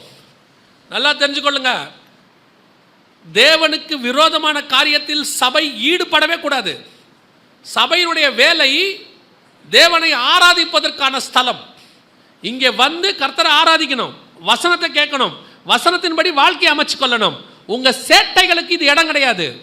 இங்க உட்காந்துட்டு நீங்க பண்ற பிசினஸ்க்கு இது இடம் கிடையாது. நீங்கள் பண்ற அருவருப்பான காரியங்களுக்கு இது இடம் கிடையாது. நீங்க வெளியே பண்ணா கூட அதுவே தப்பு. அதை கூட 100ல் 1000ல் ஒரு தடவை பொறுத்துக்கலாம். உள்ள உட்காந்துட்டு பண்ணீங்க, என்னுடைய ஆலயத்தை கெடுக்கிறவனை கர்த்தர் கெடுப்பார்னு இருக்கு.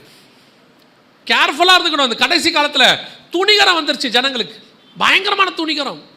எதை செஞ்சாலும் கர்த்தர் கண்டுக்காம இருப்பாரு அப்படின்னு உள்ள உட்காந்துக்கிட்டு தெரிஞ்சுக்கோங்க. நான் ஏற்கனவே சொன்னதான், உன் பாவம் நிறைவாகிற வரைக்கும் உனக்கு கிருபை இருக்குன்னு அர்த்தம். நிறைவாச்சு தொலைஞ்சேன்னு அர்த்தம்.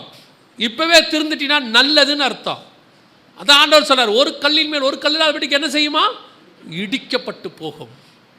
சபைக்குள்ள நிறைய இன்னைக்கு என்ன தெரியுமா, எல்லாரும் செய்கிறாங்க, அதனால் அது கரெக்டுன்னு ஆயிடாது. திருப்பி சொல்கிறேன், எல்லாரும் இதே மாதிரி பிஸ்னஸ் சென்டர் ஆக்கிட்டாங்க சர்ச்சை.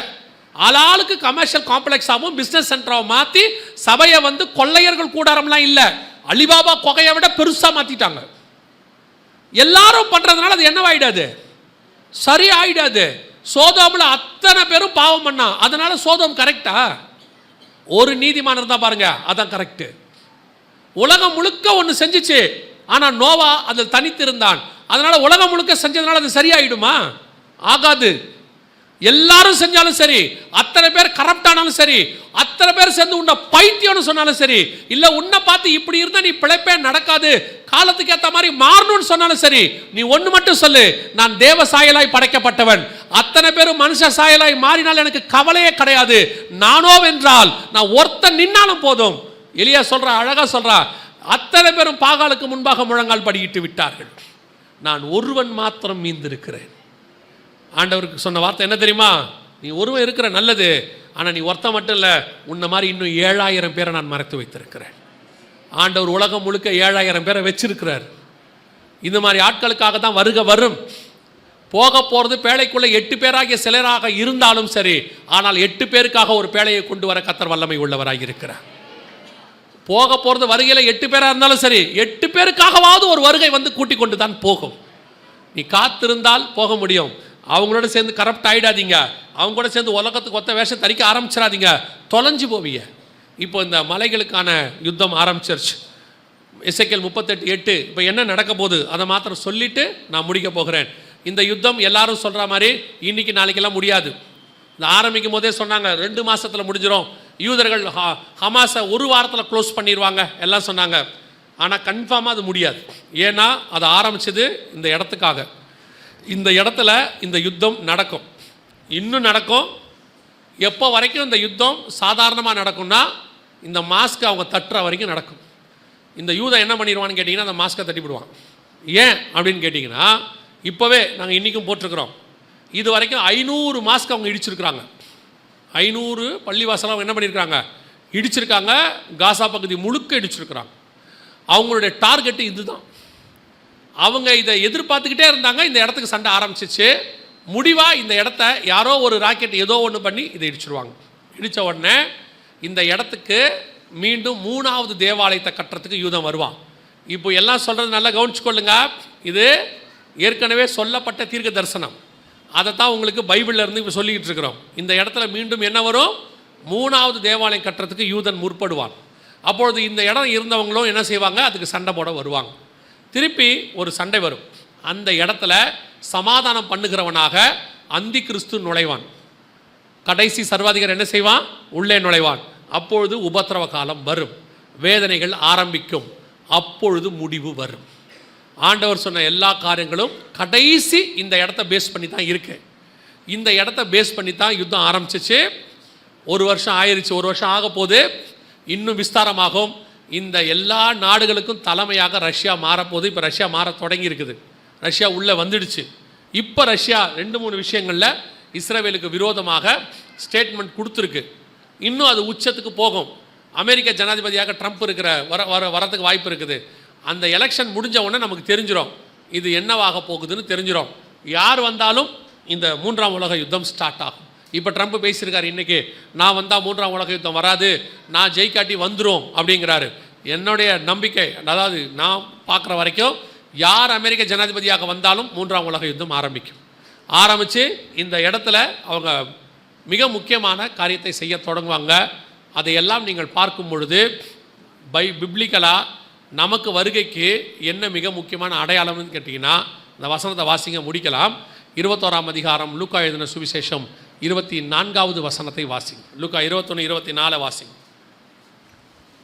பட்டய கருக்கினாலே விழுவார்கள், பட்டய கருக்கினாலே விழுவார்கள், சகல புறஜாதிகளுக்குள்ளும் சிறைப்பட்டு போவார்கள், சகல புறஜாதிக்குள்ளும் சிறைப்பட்டு போவார்கள். நல்லா கவனிங்க, புறஜாதியாரின் காலம் நிறைவேறும் வரைக்கும் எருசலேம் புறஜாதியாரால் மிதிக்கப்படும். புறஜாதியாரின் காலம் நிறைவேறும் வரைக்கும் எருசலேம் புறஜாதியாரால். அப்படின்னா என்ன அர்த்தம்னா, அவங்களுடைய ஹோலி மவுண்டன் இதை சொல்லுவாங்க, டெம்பிள் மவுண்டன் சொல்லுவாங்க, ஹோலி சைட்டும்பாங்க, என்னென்னமோ பேர்லாம் அதுக்கு அவங்க வச்சுருக்கிறாங்க. ஸோ இந்த இடத்த புறஜாதியாரோட வழிபாட்டு ஸ்தலம் இருக்கிறதுனால, அவர்கள் அதை மிதிக்கிறதுனால அந்த புறஜாதியார் காலம் இன்னும் நடைபெற்று கொண்டிருக்கிறது. ஒரு நாள் வரும், யாருமே உள்ள நுழையாதபடி இந்த இடத்த முழுக்க என்ன பண்ணிடுவாங்க, அவங்க வேலி அடைச்சிடுவாங்க. அதான் புறஜாதியார் காலம் நிறைவேறும் வரை எருசலேம் புறஜாதியாரால் மிதிக்கப்படும். இந்த இடத்த முழுக்க அவங்க கேப்சர் பண்ணுவாங்க. அதுக்கு முன்னாடி இந்த இடத்த அவங்க இடிப்பாங்க. இதுதான் அடையாளம். நல்லா தெரிஞ்சுக்கணும், இதுதான் அடையாளம். இது நடந்துருச்சுன்னா உலகம் மிகப்பெரிய பேரழிவுக்குள்ளே போக போகுதுன்னு அர்த்தம். 3rd வேர்ல்டு வார் ஸ்டார்ட் ஆக போது, உலகத்துக்கு மிகப்பெரிய அழிவு ஸ்டார்ட் ஆயிடுச்சுன்னு அர்த்தம்.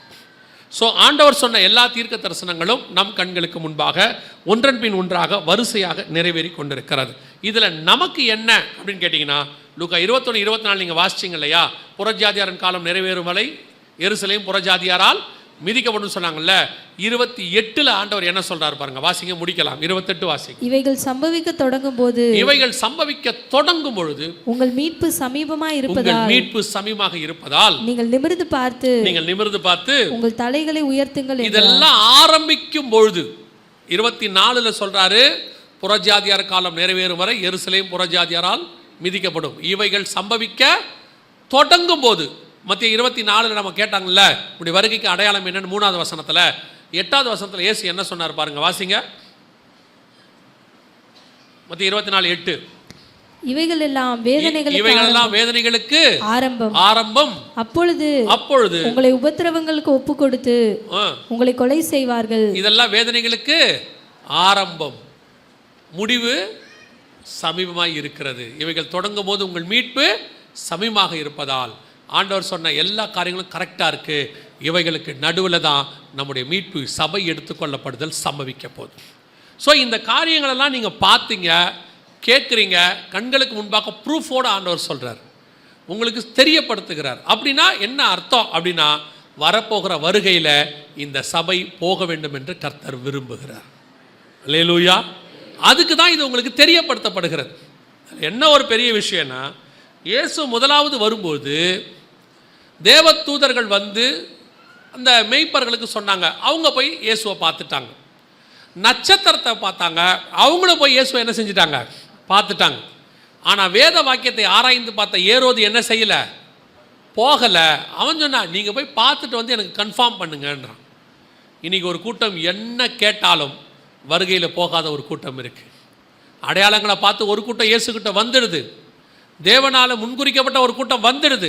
ஆனால் ஒரு கூட்டம் என்ன கேட்டாலும் வசனம் சொல்கிறோம், கேட்குறாங்க, ஆராய்ந்து பார்க்குறாங்க. ஆனாலும் சரி எல்லாம் ஓகே தான், நீங்கள் போங்க, போய் பாருங்கள், வரும்போது பார்த்துக்கலாம். ஒரு உணர்வில்லாத இருதயம், அல்லது ஒரு அசதி.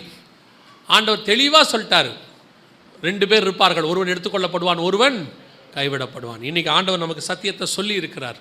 வருகை மிக சமீபம். இனி காலம் கண்டிப்பாக செல்லாது.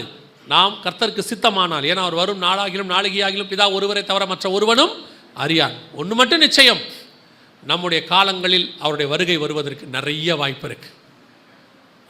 ஆபிரகாம் அவருடைய முதலாவது வருகையை காண ஆவலாக இருந்தான் இயேசு சொன்னார். ஆபிரகாம் நாட்களை பார்க்க ஆவலாக இருந்தான். கரெக்டாக 2000 வருஷம் கழித்து அவனுடைய சந்ததியார் இயேசுவை பார்த்தார்கள். அதே மாதிரி தான் 1ஆம் நூற்றாண்டில் அப்போஸ்தலர்கள் இயேசுவின் வருகையை பார்க்க ஆவலாக இருந்தார்கள். இப்போ 2000 வருஷம் கழித்து அவருடைய சந்ததியார் நாம் அதை பார்ப்பதற்கு நிறைய வாய்ப்பு இருக்கிறது. எப்போ வேணாலும் இயேசு கண்டிப்பாக வரப்போகிறார். ஒருவேளை ஜலப்பிரளயம் வருதுன்னு நோவா சொன்ன மாதிரி தான் இப்போ இயேசு வருதுன்னு சொல்லிகிட்டு இருக்கிறோம். ஒரு கூட்டம் அதை ஏற்றுக்கலை, பைத்தியம்னு சொல்லிச்சு, அதெல்லாம் வராதுன்னு சொல்லிச்சு. அப்படி தான் இயேசு வரமாட்டார் ஒரு கூட்டம் சொல்லுது. ஒரு கூட்டம் வருவார், வரும்போது பார்த்துக்கலாம், ஏறுவது மாதிரி ஆட்கள். ஆனால் ஒரு கூட்டம் தேடி போகணும், நட்சத்திரத்துக்கு பின்னாடியே போகணும், இயேசு சொல்கிற இடத்துக்கு போகணும், ஆயத்தப்படணும், காத்திருக்கணும். அவங்க தான் அந்த வருகையில் அவரை பார்க்க முடியும். இயேசு வருகிற காலம் சமீபமாயிற்று, இனி காலம் செல்லாது. ஆயத்தப்படுத்துவோம், ஒரு கூட்டத்தை ஆயத்தப்படுத்தணும். எழுந்திருக்கலாமா? நாம் எல்லாரும் நம்ம ஜெபம் பண்ணுவோமா? உன் தேவனை சந்திக்க நீ ஆயத்தப்படு அப்படின்னு வசனம் சொல்லுது. நீங்கள் ஆயத்தமாக இருக்கிறீங்களா? மனுஷகுமாரனுடைய வருகை அவருக்கு முன்பாக நிற்கும்படிக்கு நினையாத நாளையில் அவர் வரப்போகிறபடினாலே விழித்திருந்து ஜெபம் பண்ணுங்கள்னு வசனம் சொல்லுது. புத்தியுள்ள கன்னிகள், புத்தி இல்லாத கன்னிகள் கூட இயேசு சொன்ன வார்த்தை என்ன தெரியுமா? அவங்கள பார்த்து தூங்காதிருங்கள்னு சொல்லலை, என்னையோடு காத்திருங்கள்னு சொல்லலை. ஆனால் ஒன்று சொன்னார், நினையாத நாளைகள் வருகிறபடினாலே விழித்திருங்கள்னு சொன்னார். அலர்ட். காலம் மிக சமீபம். இந்த காலத்தில் இருக்கிற ஜனங்களுக்கு ஒரு விஷயம் நல்லா தெரியணும். உங்களுக்கு மனுஷகுமாரன் எப்போ வேணாலும் வரபடினால நாம் காத்திருக்கிற போகிற நேரம் கொஞ்ச நேரம் தான். 1 மணி நேரம் ஊழியக்காரங்க மாதிரி நம்மெல்லாம். ஏன்னா சீக்கிரம் வர போகிறாரு. ஸோ நம்ம ஆயத்தப்பட்டு காத்திருந்தோம்னா கொஞ்ச நேரம் தான். ஏதோ வருவேன் என்கிறவர் சீக்கிரத்தில் வரப்போகிறார். அதே நேரத்தில் கைவிடப்படுகிறவங்களும் இந்த கொஞ்ச நேரம் உண்மையாக இல்லாதனால தான் கைவிடப்பட போகிறாங்க. அவங்களுக்கும் இந்த கொஞ்ச நேரங்கிறது ஒரு ஷார்ட் டைம் தான். ஒரு 30 மார்க் எடுத்து 32 மார்க் எடுத்து பாஸ் ஆகிறவனுக்கும் ஒரு 30 மார்க் எடுத்து ஃபெயில் ஆகிறவனுக்கும் உள்ள வித்தியாசம். ஒரு 2-3 மார்க் எப்படியாவது படித்து பாஸ் ஆகிடணும்னு அவன் கான்சியஸாக இருந்து 30லேருந்து 35 எடுத்துட்டான். ஆனால் அவனும் 30 தான் இன்னொருத்தனை எடுத்தான். ஆனால் பார்த்துக்கலாம் அப்படின்னு விட்டுட்டு ஃபெயில் ஆகிட்டான். 2 பேரும் ஒரே ஸ்டாண்டர்டில் இருந்தவங்க தான். ஒருத்தன் கொஞ்சம் முயற்சி பண்ணால் போயிட்டான், ஒருத்தன் அந்த கொஞ்சம் முயற்சி பண்ணாதனால ஃபெயில் ஆகிட்டான். அவன் வாழ்க்கையே மாறிப்போச்சு. அதே மாதிரி தான் இப்போ நமக்கு கொஞ்சம் காலம் தான் இருக்குது. வாசப்படி தான் நிற்கிறாரு. இது வரைக்கும் நீங்கள் ஒரு வேளை எப்படி வேணால் கூட இருந்திருக்கலாம். இனி கொஞ்ச நாளும் கர்த்தருக்காக உண்மையாக காத்திருக்கிறவர்களாக, சந்திக்க ஆயத்தப்பட்டவர்களாக, ஒவ்வொரு நாளும் அவரை நோக்கி பார்க்கிறவர்களாக, இதுவரைக்கும் இருந்த எல்லாத்தையும் விட்டுட்டு நான் இனி இயேசுவை நோக்கி போக போகிறேன். உலகம் என் பின்னே, சிலுவை என் முன்னே. நான் நித்திய ஜீவனை சுதந்திரிக்கிறதுக்கு கடைசி சான்ஸ் எனக்கு கிடச்சிருச்சு. ஆகாப்புக்கு எத்தனையோ வருஷம், 3.5 வருஷம் மேகமும் இல்லை, மழையும் இல்லை, தண்ணியும் இல்லை, குதிரைக்கு புல்லும் இல்லை. இப்போ ஆகாப்புக்கு ஒரே ஒரு வாய்ப்பாக எலியா சொல்கிறாரு, கையளவு மேகம் தெரியுது, ஓடி போயிடு. ஏன் இந்த கையளவு மேகம், நீ போ, ரதத்தில் ஏறிப்போ. இந்த கையளவு மேகம் போதும், அடுத்து பெருமழையாக மாறிடும். இது வரைக்கும் எப்படி இருந்தேன்னு தெரியாது. இப்போ கையளவு மேகம் தெரியுது, வருகைக்கான மேகம் நல்லா தெரியுது. இதோ மேகங்களுடனே அவர் வருகிறார். அந்த வருகைக்கான அடையாளங்கள் தெளிவாய் தெரிய ஆரம்பிச்சிருச்சு. நீ இப்போ ரதத்தில் ஏறினா கூட போதும், இப்போவும் அறக்கட்சியை கட்டிக்கிட்டா கூட போதும், நீ வேகமாக ஓடி போயிடலாம், வருகையில் போய் சேர்ந்துடலாம். வாய்ப்பு. இப்போவும் நீ அசதியாக இருந்துட்டீனா, இப்போவும் அசட்டியாக விட்டுட்டீனா, இப்போ இருக்கிற அந்த கொஞ்சம் டைம், சில நாட்களோ, சில மணி நேரங்களோ, சில நிமிஷமோ, சில மாதமோ, எப்போ வருவா தெரியாது. ஆனால் கொஞ்ச நாள் நீ பசங்கிட்ட சொல்கிறீங்க தானே, எக்ஸாமினேஷன் டைம் டேபிள் கொடுத்துட்டாங்க, இனியாவது படிடா, இனிமே படித்தா கூட நீ நல்ல மார்க் எடுக்கலான்னு. அதே தான் நான் உங்களுக்கு சொல்கிறேன். உங்களுக்கு வருகையை பற்றின அறிவிப்பை கர்த்தர் கொடுத்துட்டாரு. இனியாவது எல்லாத்தையும் கொஞ்சம் ஓரம் வச்சிடுங்க. எல்லாத்தையும் கொஞ்சம் ஓரம் வச்சிடுங்க. காத்திருக்கிறவங்களா மாறிடுங்க. நீங்கள் நிச்சயம் இந்த வருகையில் போக முடியும். இனியில் ஒரு தீர்மானம் எடுப்போமா, நானும் என் வீட்டாரும் இந்த வருகைக்கு ஆயத்தப்படுகிறவர்களாக ஒவ்வொரு நாளும் காத்திருக்க போகிறோம், எதிர்பார்த்திருக்க போகிறோம். ஒப்பு கொடுப்போமா தேவ சமூகத்தில்? அப்படி ஜெபிக்க விரும்புகிறவங்க, வருகையில் போகணுன்ற பிரயாசப்படுறவங்க, இனி காத்திருக்க போகிறேன்னு தீர்மானம் எடுக்கிறவங்க, அவங்க கரங்களை ஆண்டவருக்கு நேராக உயர்த்தி, ஆண்டவரே நீர் வரும் பொழுது அதில் கலந்துக்கிற கூட்டத்தில் நாங்கள் இருக்கணும். நாங்கள் பார்க்குறவங்களா இருக்கக்கூடாது, பங்கு பெறுகிறவர்களாக காணப்பட வேண்டும்.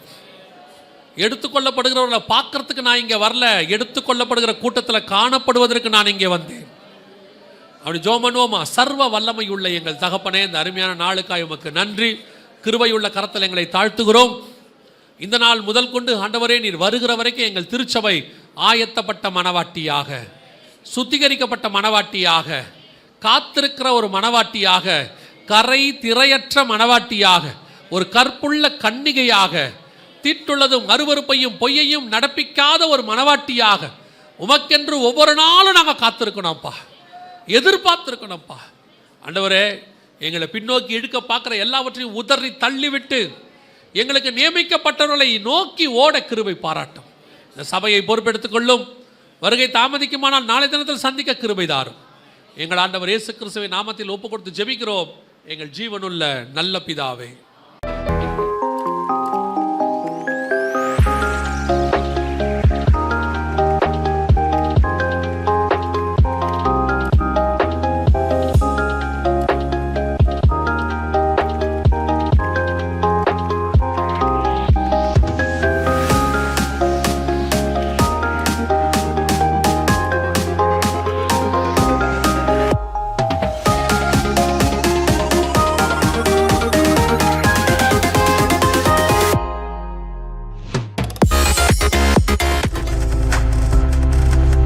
நீங்கள் பார்த்து கொண்டிருப்பது உங்கள் ஜாய் டிவி. உங்கள் துக்கம் சந்தோஷமாய் மாறும்.